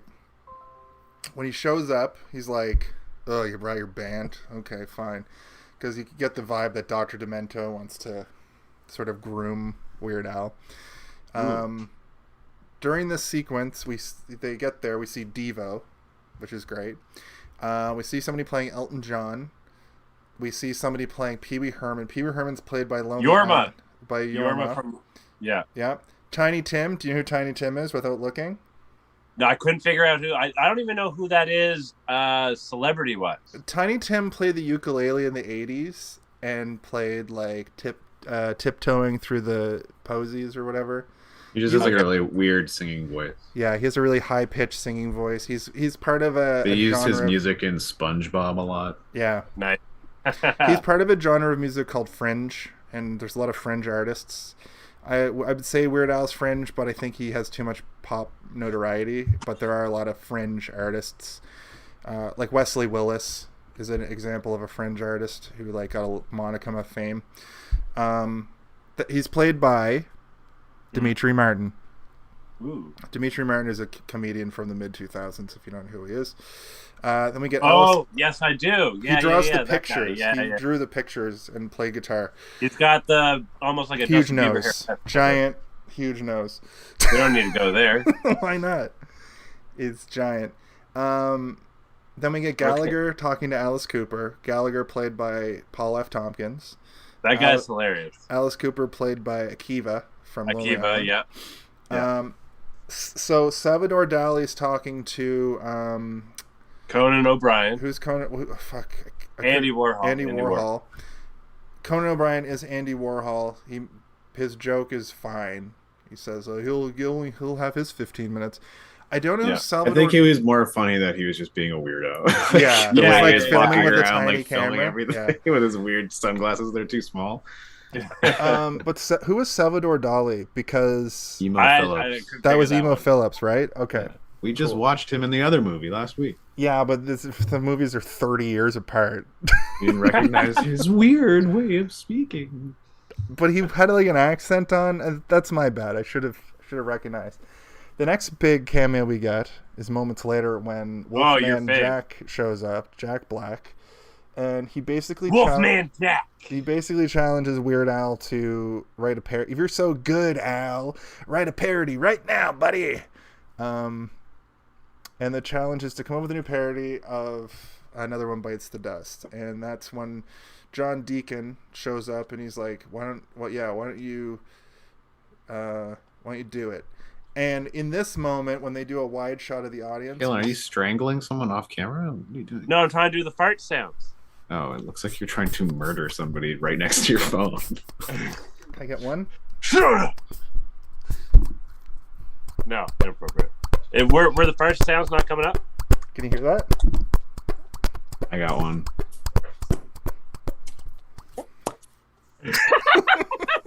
Best segment. The best segment. That's gonna live in infamy forever. The what we get here though is we see John Deacon, Frank Zappa, played by I don't think anybody. You gotta let your skin fat do all the work. All the jogging, is that what you're gonna say? We see Elvira, and we see the lady from the B-52s whose name escapes me. But yeah, we just get him playing. Elvira's in there? Yeah. Yeah. The Mistress of Darkness or whatever. Darkness, yeah. I know who Elvira is. I just didn't notice her. She was off to the left. Well, it was, yeah. I noticed Divine. Oh, yeah, and Divine's there, too. Yeah. I think that's one of those scenes where if you went back and watched it, you could find other people every time. To a degree, but... So they play Another One Rides the Bus. Another One Rides the Bus is a song that's from his first album that's recorded with just... it was recorded on a suitcase. The drums were recorded on a suitcase. It's just suitcase and accordion. The accordion case, yeah. Yeah, the accordion case. Just like in this, which was done on a talk show. I think it might have been. I think it was Dr. Demento's show. Was it Dr. Demento's show? I could be wrong. I thought it was like Letterman or something though. But the story kind of goes that they didn't have a drum set and they were like, we'll just play it. Bermuda's like, I'll just beat on the accordion case, and they recorded a version of that for Weird Al's first album. Nice. And but in this, that song does have the little slide whistles and kazoos and stuff. In this, it's the other weirdo fringe artists playing their slide whistles and kazoos. So John Deacon then offers them to play Live Aid. The Tomorrow Show. The Tomorrow Show. Okay, like a shitty morning show. Some talk show that I've probably seen at some point in my life, but don't recall. Maybe when you're wee high. Yes. Yes. So so then we get the scene with the sequence with Quinta Brunson playing Oprah, Weird Al on Oprah. This reminded me a lot of that scene in The Complete Al where they're just loading things into his hotel. Yeah. But in this we get sort of... I want those Hawaiian shirts so bad. I was so jealous. Whole accompaniment that of whole Hawaiian walk-in shirts. closet of Hawaiian shirts. What a holy grail. She kind of, in summation, asks him... He's got 5 platinum records at this point, but kind of asks him about his family, and, he's like, my family are fine, but then that prompts him to call his mom. She's unfazed by his fame. And then she makes it very clear that the dad hates Weird Al's music. He wanted me to tell you very specifically that he hates your music and doesn't want to hear it. Mostly, he wants you to know he's definitely not proud of you. Yeah. I wrote that down because it just another great parenting advice moment. I laughed my ass off. It's a great parenting moment. So then we go into Weird Al's hotel. He seems very lonely. Dr. Demento is just kind of living there. He's eating chips and guac. Weird Al's like, can you just go to another room, please? And Dr. Demento's like, come over here. We have to have a talk. And he's like, you gotta let things roll off your back a little bit more. Here, have some guacamole. And he kind of tries to de-mentor him a bit. And then at the end of mentoring him, he's kind of like, and you know what? You got to expand your mind, and you got to just think about things outside the box. And Weird Al's like, what are you talking about? He's like, this is laced with LSD. So then we get the obligatory... To that point, right quick, if you guys ever have the opportunity, can you slip me something and don't tell me about it so that I can be surprised? Can I start tripping out of surprise? I would appreciate that. I would never drug you. I'm sorry. No. As long as it's something that is fine, it's fine. I would never drug you. I get it. I get what you're saying. I would just never do that to anybody, no matter what. It's illegal. It's illegal. And also, no, but I'm giving you unethical. the okay now, so it's not illegal. No, trust me, dude. Kaylin, I'm sure you can find somebody else in your life to accomplish that goal for you that isn't either of us. You guys are pretty far. You guys want to move here? When I'm there, I do, but when I'm not there, I don't. His drug trip is basically hell. But he's going between the hell of his dad being like, you'll never accomplish anything, and sort of the heaven of seeing Dr. Demento floating in the sky with a third eye and being like, you have to eat all of this bran, which is confusing at first. And if you don't know anything about Weird Al's music, you'd be like, why is he talking about food so much? And he's like, have some more chicken, have some more Spam. It doesn't matter if it's baked or hammed. You know what that reminded me of? How like in Forrest Gump, they take like, pop culture type things and put a spin on the origin of them. That's or whatever. That's a good point, actually. They kind of take all of Weird Al's little pop culture moments and add nonsensical backstory to them. Yeah. Like they kind of there's no person called Forrest Gump who went through history creating all of these things. But this, you're blowing my mind a little bit because this almost feels like there's like weird, like in the DNA of the movie, Forrest Gump is kind of there, but for just specifically Weird Al's career. Yeah. But anyway, this is how he comes up with the 100% original song "Eat It." Also, fucking jacked. Daniel Radcliffe looking good, buddy. So yeah. Oh, quick question. The face melting, is that Raiders of the Lost Ark? Is that what that's parroting? I don't know. Maybe it looked exactly like it, but it was like his face was melting because it was an acid trip. Also, yeah. The thing here is at the end, it's like you have to come up with this song and you'll be born again. And he cracks out of an egg, soaked, chiseled. Just all abs, abs from his neck to his fucking taint. An 8-pack, if you will. Fucking not 20 that pack. Fucking pussy 6-pack. He must have already been in crazy shape, but they were probably like, "Can you just get crazy jacked for this?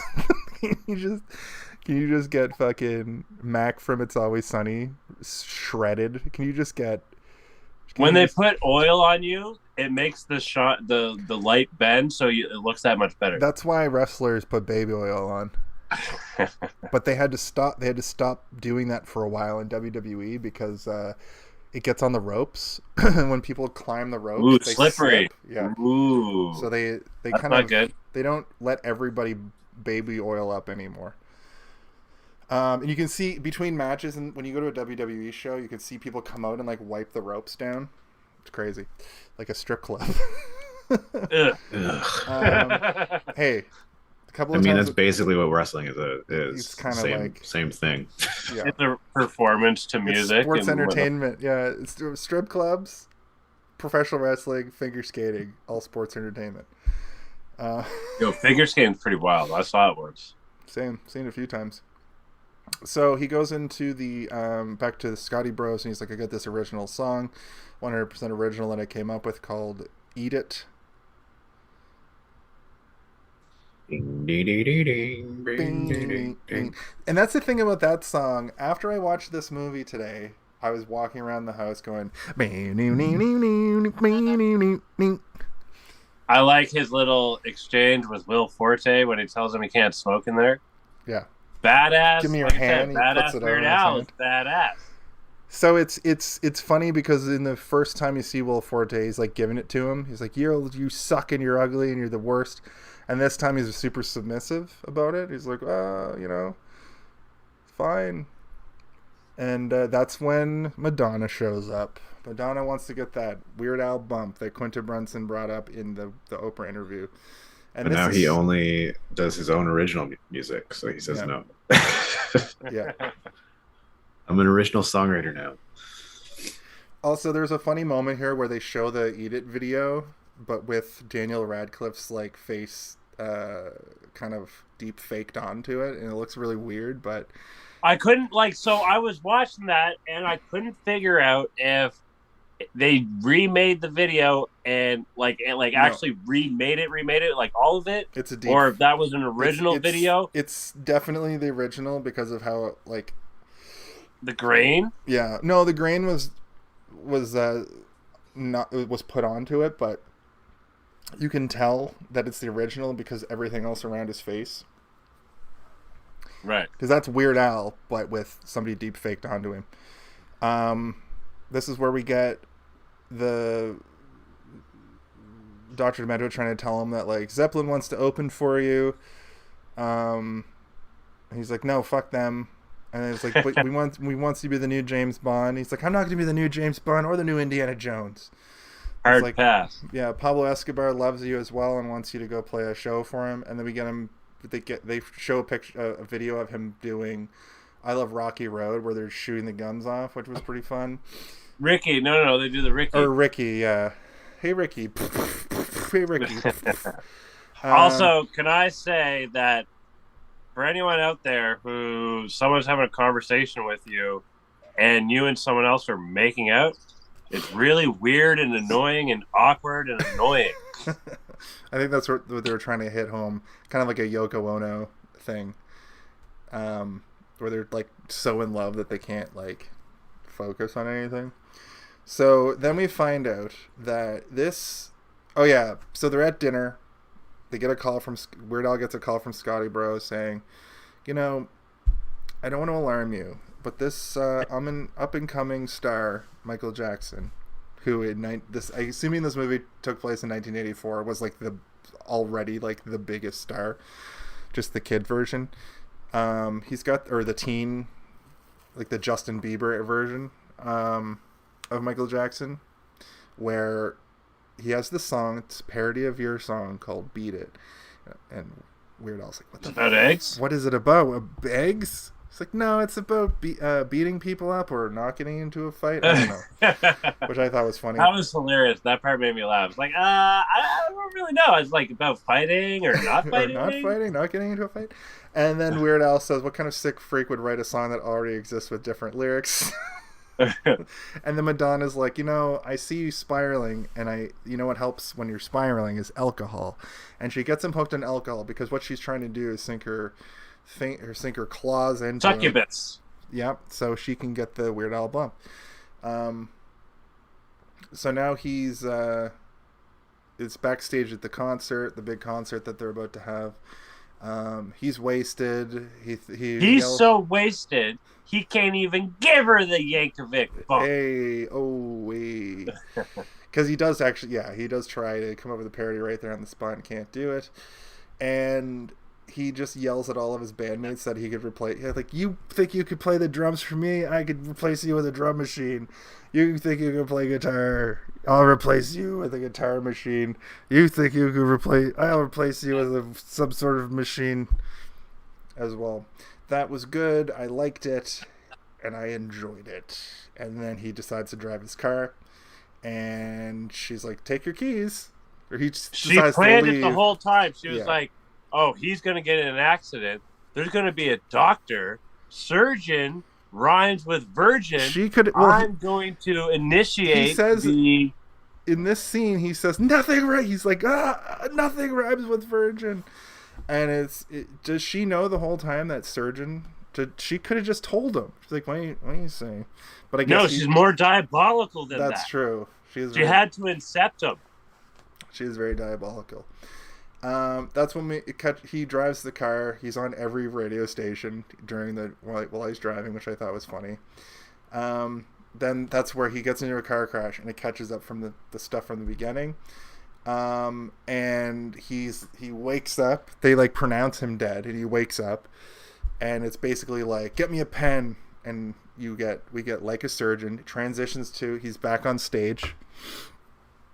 He does the song, and for his encore, he's going to play "Eat It," and he goes back and comes out, and he does the Jim Morrison. Yeah, Jim Morrison. This is the end bit, which did really happen. And Jim Morrison did this where he was going to with his dick out. Well, what happened was he was you couldn't swear on stage in the 60s. Like, you couldn't go up there and just say whatever you wanted. Yeah. So the police were like ready to tackle him, and he just skirted the line enough that he was able to record the original "This Is the End," which you can get like bootleg versions of, where he just loses his mind on stage. Very similar to this. Yeah. But here it's like, you want to see it? I'm gonna whip it out. and he pulls out his accordion. And yeah, that's when they're at a diner next. And did you have something to interject there? No. We're getting close. Segue. We're getting Your close. I'm hilarious. trying to take us to the end here. Do it. Then we get Madonna and Al are having a conversation at a diner after about how, you know, she wants that bump still. He's got the idea. And then some goons come. And this is where they grab her and take her into a van, and Weird Al fights like John Wick. Fully kung fu fights these people. Or like action movie fights these people. And don't hurt me. and it ends with like that, like the guy who, the big bald guy who comes to the kitchen is in so many things. He's even in The Office in the Threat Level Midnight. He's the guy that comes at the very beginning to like take Michael out. But Weird Al puts his head in like a panini press and hits the ding, order up. Loved it. And what's the line that you liked from UHF during the Rambo part? Like, you shouldn't have messed with me or whatever. Because I think it's the same line that he says when he runs out of the diner. You shouldn't have messed with me. That's what you get for messing with me. I don't remember. Something like that. Anyway. Well, we basically have a updated version of that scene where he Coming flies up. to Colombia Yeah. and goes on a rampage to break into Pablo Escobar's compound where he confronts the drug lord and kills the him. guy that plays Pablo, hilarious. Yeah, so this just in a nutshell, what happens is he confronts Pablo Escobar, who I think the funniest part of this scene is like the mariachi band is playing for his birthday, and he's like, hold on, let me turn down the music, and pulls out a gun and shoots them all. Which I thought... Arturo Castro. Yeah. And Pablo Escobar is a huge fan. He talks about how he has all his albums from the Columbia music. 12 albums for a penny. Well, it's a great deal. Isn't the U.S. dollar more than the Colombian penny or some shit like that? No. Do you remember Columbia House? They're making a funny kind of dated joke. Yeah, that only extremely people dated joke. Grew up that in the 90s would that one understand. definitely went over my head for sure. Yeah, you get like a pamphlet in the mail, and you could get like 10 discs for 10 CDs, or sometimes they would do movies for like $1. My mom got scammed by familiar. that like a couple times. Yeah. But then you have to like subscribe to them for a year or some weird thing. I don't remember how it worked, but I think it worked by you got the records for a penny, and then you kept what you wanted, but most people didn't send any of them back because they were rubes, and then you would get billed for 12 records or 12 albums. And then it would like those trial offer things that you get online these days. Yeah. Yo, to all the viewers out there, if you ever get a trial offer and you want to try it, make sure you call their customer service to tell them to stop it. You don't have to call them. You just go online and you order it and then cancel it immediately. Because most or maybe something about online. What do I know? I'm an old man. Look at these gray hairs. I'm older than you. I like how you pointed to one specific spot on your head. I literally have like head. one gray hair right here. I'm older than you, Kalen. You just went gray when you were 22. Oh, man. Anyway, yeah, I wrote the gun stuff reminds me of UHF because he fully Rambo's in there. He tells them they can leave if he plays a concert. Al's like, I'm not your monkey. They have a bit more of a back and forth, and then he says, okay, you can just leave then. And then he's like, nope. Actually, I was lying, and shoots Weird Al. Weird Al has the 6 platinum records on, which keeps him from dying.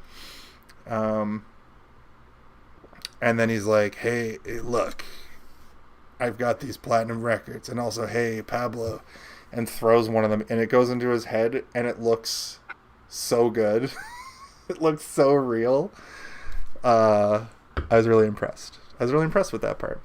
And then we get this like really on brand Weird Al moment where he's like, oh, hold on a second, I gotta get my my record back. And he leans down behind the desk, and you hear like a squelching sound and him pulling out. He's like, "Oh, gross, gross, gross! Oh, it's really in there." Yeah. And as he's leaving, Madonna's like, we could just take this whole empire for ourselves. Nobody's ever gonna know. And I was like, no, I'm gonna go back. As it stands, Weird Al has 9 platinum records. There you go. So there's a modicum of truth for that, because at the time he must have had. There must be a sort of truth to that. And then also, like, almost all of his other records, except for the ones that came out later, went gold. Yeah, like almost every single one. It's like 1 million sold, and the platinum's like 10 million or something, or 10 million is gold, and 100 the ones million. that didn't are like Polka Party. Yep, which is a great album. And the UHF soundtrack he also did, but that didn't get anything. Yeah, because UHF was a commercial failure because of fucking Batman. UHF was great, and it was just bad timing. Yeah. I don't know if it was just because of Batman, but because of fucking Tim Burton. It was ahead of its time. See, the problem with being a trailblazer is you gotta wait for everyone else to catch up. Fucking slow pokes? What are you doing? Poking so slow back there. To be fair, though, Bad Hair Day double platinum. Yeah, see, that's what I think he peaked at Bad Hair Day, and that's why they. So did Appaloosa, actually, or Alapalooza. Alapalooza. Well, yeah, that was a huge album for him too. I remember that being like me being like anticipating his album coming out era. Yeah. So he like leaves the jungle, and he's like, I know what I had to do. Also, Madonna's a terrible shot. Yeah, okay, sorry. I went too far. So he's trying to leave, and she's like, I'll kill you. You know too much. And he's like, you won't. And she's just shooting at him wildly. I don't think it's that she's a terrible shot. I think it's that she loves him and doesn't want to kill him. I think was the implication there. Ugh. But as he's leaving, the voiceover is like, I had seen so many things. I'd been introduced to the Illuminati. I knew the secrets about the moon landing and JFK and the truth about JFK. But I knew there was one thing I had to do. And he goes to the factory, and we get the funny scene where the guy's like, what you do here is you just turn this to the left, and then when it goes green, you pull the lever, and then when it goes red, you turn the lever up, and you turn the thing the other way. He's like, what? So he does it once, and then he presses a button, and then a guy gets pulled slowly into like a grinder or something, which is so fucking good. So I do like that from the beginning, we don't know what he makes at the factory, and he's like, you'll find out when you work there. He finally works there, and it's like, what do we make here? And the guy's like, laughs his ass off. Yeah. Your dad said you were funny. Dad said you were a funny one. Yeah. So the dad comes in, and we get the heart-to-heart moment where he's like, I didn't tell you about this. Well, he's like, you know what? I'm proud of you. I'm wearing a Hawaiian shirt now. Then they're at the dinner table, and he tells him this long story about how he followed his whole career and he loved him. Meanwhile, so every time a song comes up in this movie, Weird Al has this like anime moment where he like has an epiphany, and it's like, that's gonna be the song name. But his mom is feeding him the lines to Fat. I'm fat. I know it. You know it. You know.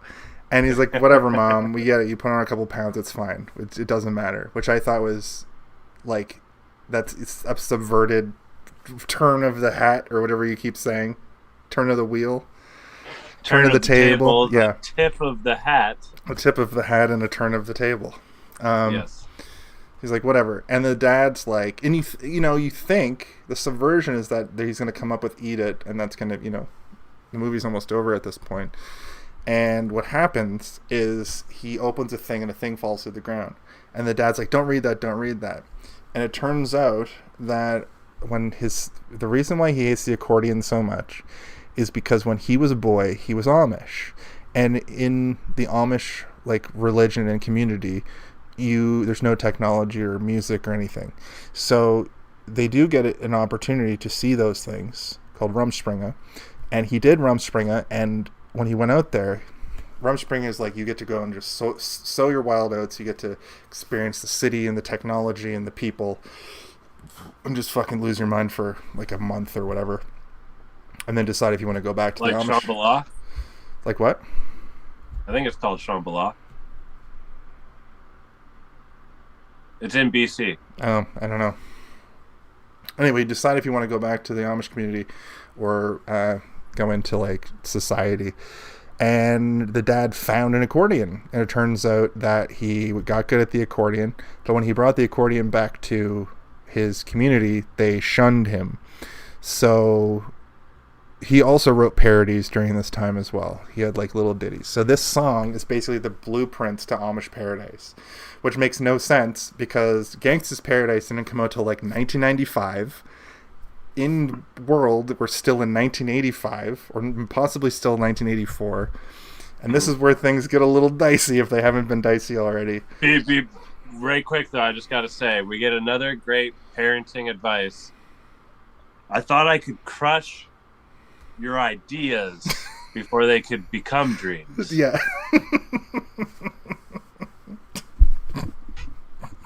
I like that you kept track of like the dad being horrible because it's really fucking good. That one was a good one. That one was, yeah, it was a good one.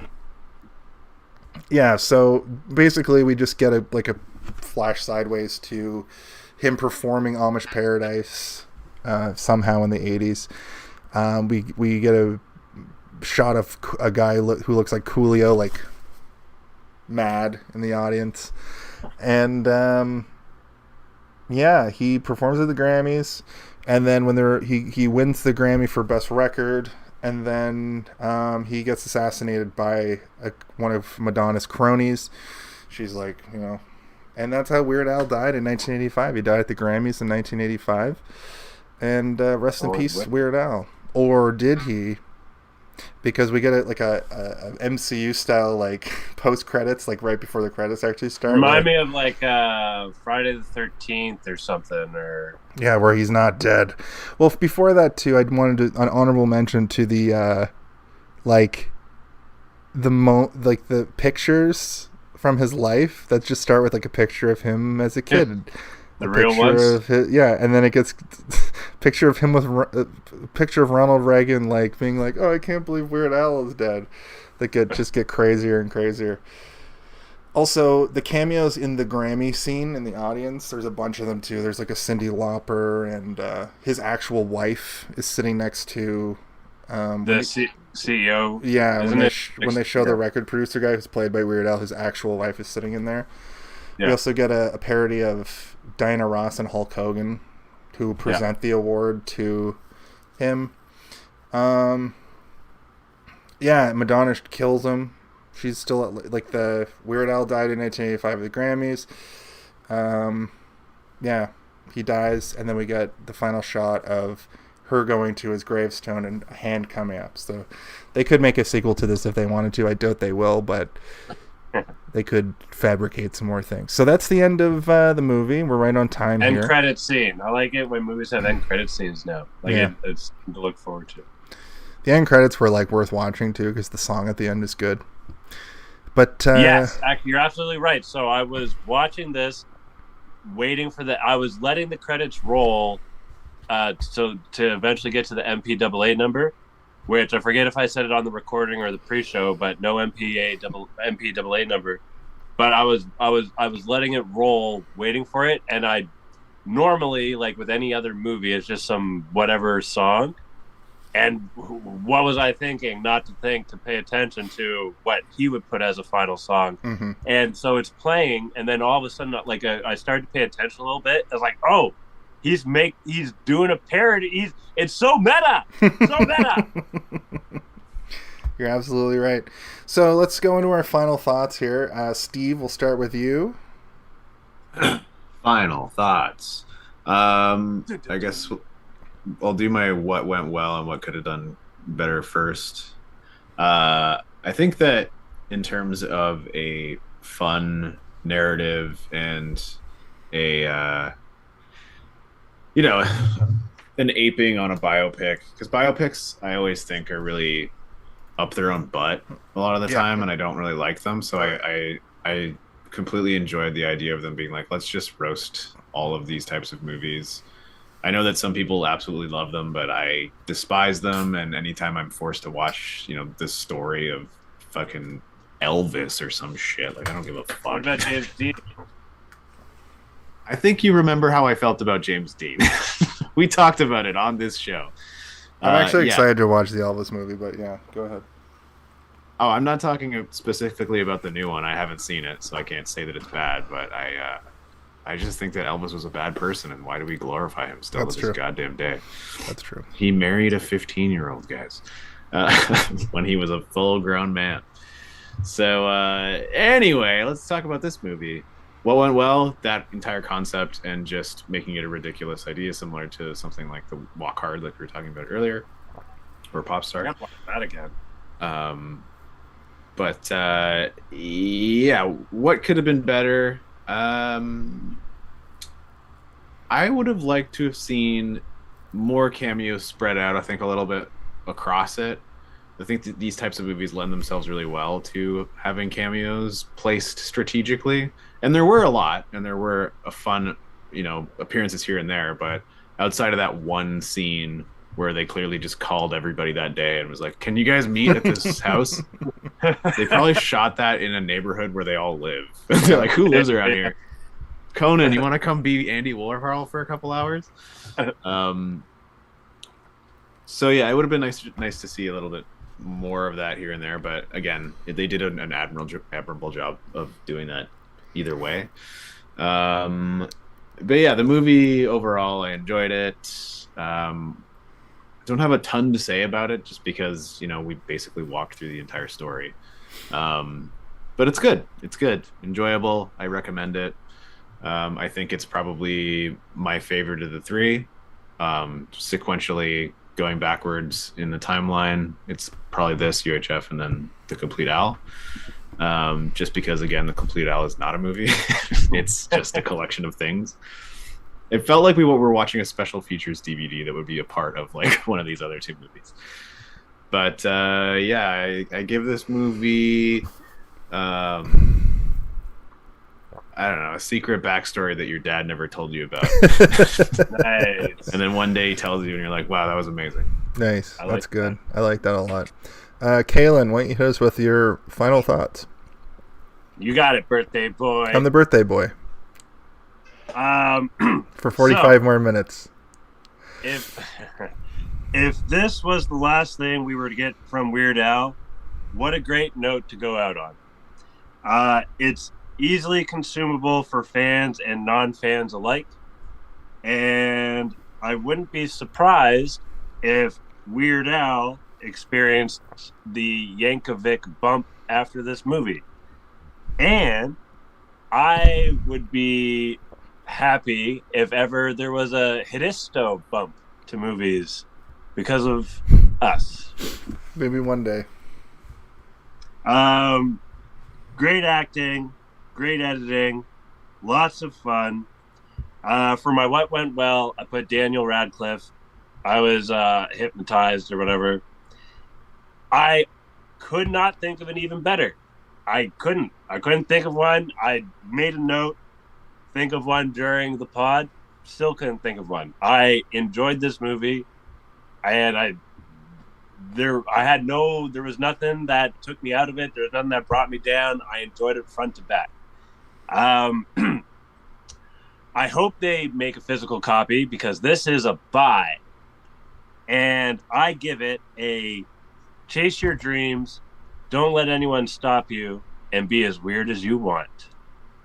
Wow, incredibly poignant from Kaylin this week. Thank you. First and foremost, I'd like to thank you guys for indulging me once again. Another year where I'm like, it's high concept a little bit to try to do this. I think I enjoyed this one more than last probably year. More than last year. It was a lot of Trey Parker and Matt Stone last year, I will say.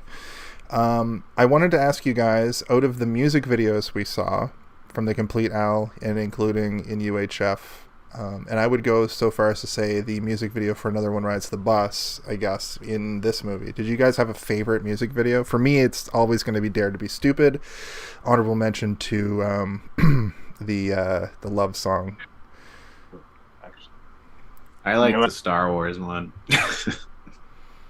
No, I don't. I don't mean overall. I mean from these movies. No, I don't know. Okay, but that's fair. If you don't care that much about the songs that were in, if your favorite one is the Saga Begins, then that's perfectly reasonable. The Yoda one. So I told you guys before that I don't really like music videos, and Weird Al doesn't really do anything in his music videos that are different than other music videos that exist in his era. He's aping on them and making fun of them, and I think that it's funny that he does all the things that I don't like about music videos in order to like basically make a commentary on like, isn't this dumb? And I'm like, yeah, that is dumb. So I don't really have a favorite one, but I do, I like Fat as well when he gets really fat. Slower and slower. But yeah, that one wasn't in any of the movies either. So right. No, my answer is no. There was a hat tip to it in this one. There was a hat tip to it in this one, and I thought that's where the first time I watched it, I was like, "Oh, they're gonna do the Fat music video." But it's like, no, Amish Paradise, which makes no sense. I also, to save time when we were doing the Complete Al, I kind of skipped through most of the music videos. Oh, I absolutely skipped the music videos because I've seen them a million times. I know what they don't have anything really to talk about in them because it's just a song. Yeah. Kaylin, did you have anything to add before I move on here? So when I remembered when it came on, the Dare to Be Stupid and all the the kind of 80s kind of flash and 80s kind of editing and all the kind of little background stuff, I actually really did enjoy that. The other video, what was the one that was a spoof on Dire Straits, Money for Nothing? That's Beverly Hills. Beverly Hills Hillbillies. I think I like that one from UHF. From watching them, yeah. And I kind of realized that if you the whole movie UHF is just a music video, an extended music video. Yeah, with interludes. Yeah, just a one giant interlude for that music video. All right, well, my final thoughts. I didn't write anything down because I just wanted to talk about how I love Weird Al, which I did a lot. I think I covered everything I wanted to cover, even just talking about these movies. This movie is very special to me because when I saw the original trailer, I was like, they'll never make that. Because back when they 10 years ago, they didn't just make cool things like this all the time. They kind of do that now, more and more over the years. People find budgets to make cool things, and The Last of Us is a great example of them finally making a video game movie that or video game TV show that is true to the content. And I feel like this movie is exactly what a Weird Al biopic should be. It should be equal parts comedy, Mel Brooks, absurdist. It should be equal parts. It had a bit of heart to it, there's a redemption arc for Weird Al. He becomes an alcoholic and has to work his way back up and realize that the music's in him, whether he does parody or original music. He rekindles his relationship with his father. Him and his mom have that relationship that they have. There's a bit of heart there, right? Even though it is a pretty hard comedy, and it really just, I don't know, it reminds me of something that I always wanted and never had, and then now exists. What went well? The whole movie. The whole movie went well. I don't think there's any real slow parts. Weirdly enough, I don't like the part where they go to South America, where they go to Mexico. It didn't take me out of it. But I guess my even better would be that part didn't really resonate with me. I wanted more in canon stuff. And even the as funny as the Amish Paradise bit is, the fact that song didn't come out for 10 years, for another 10 years, I almost may have preferred them to just do Eat It, but the bait and switch is so good that I wouldn't change much about this movie. My rating is 4 to 5, easy 4 to 5, And my real rating is like, you know that thing of when like you're making a sandwich and the radio starts skipping and then you have an epiphany to write a song about a sandwich meat? It happens to me all the time. That's my. And I mean, I'm not even joking. I walk around my house making songs up all the time. Songs I'll never share. Me too. Me either, and me too. So I thought of a segment because of this movie, which I'm not sure if it'll be able to play out later on. But what was the origin or the original thought that sparked the movie? Do you know what I mean? So like this one was that little spoof thing that they did, right? We talk about that a little bit sometimes, like when we talk about like what the original script might have looked like. John Carpenter is like a good realm to talk about those things. Yeah. Because it just seems like John Carpenter might come up with a concept and work backwards sometimes. Yeah. But that's my birthday month, and I'd like to thank you guys for coming along. I need a noisemaker. Woo! I need some firecrackers. Thank you so much. And for Kaylin and Steven, I'm Jason. For Jason and for Kaylin, I am Steven. And for Steven and Jason, I'm Kellen. And I have to ask the question. Wait a second. What did Steven say? He said it. He did it right. Did he? Yep. Yes. Did he say you were me? Yeah, he said no. I'm a crazy person? And hey, did you see this one? You were probably just thinking of what you were going to say next in your head while I was saying it. And hey, what I was saying. Did you see this one? Hey, did you see this one? Hey. Did you see this one?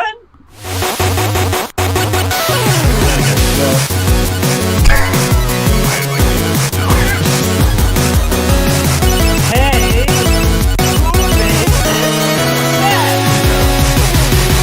Doesn't match what this is meant to mean. Hey, who did see this one? No. Take 3. Take it again, boy. And he tipped his hat like so.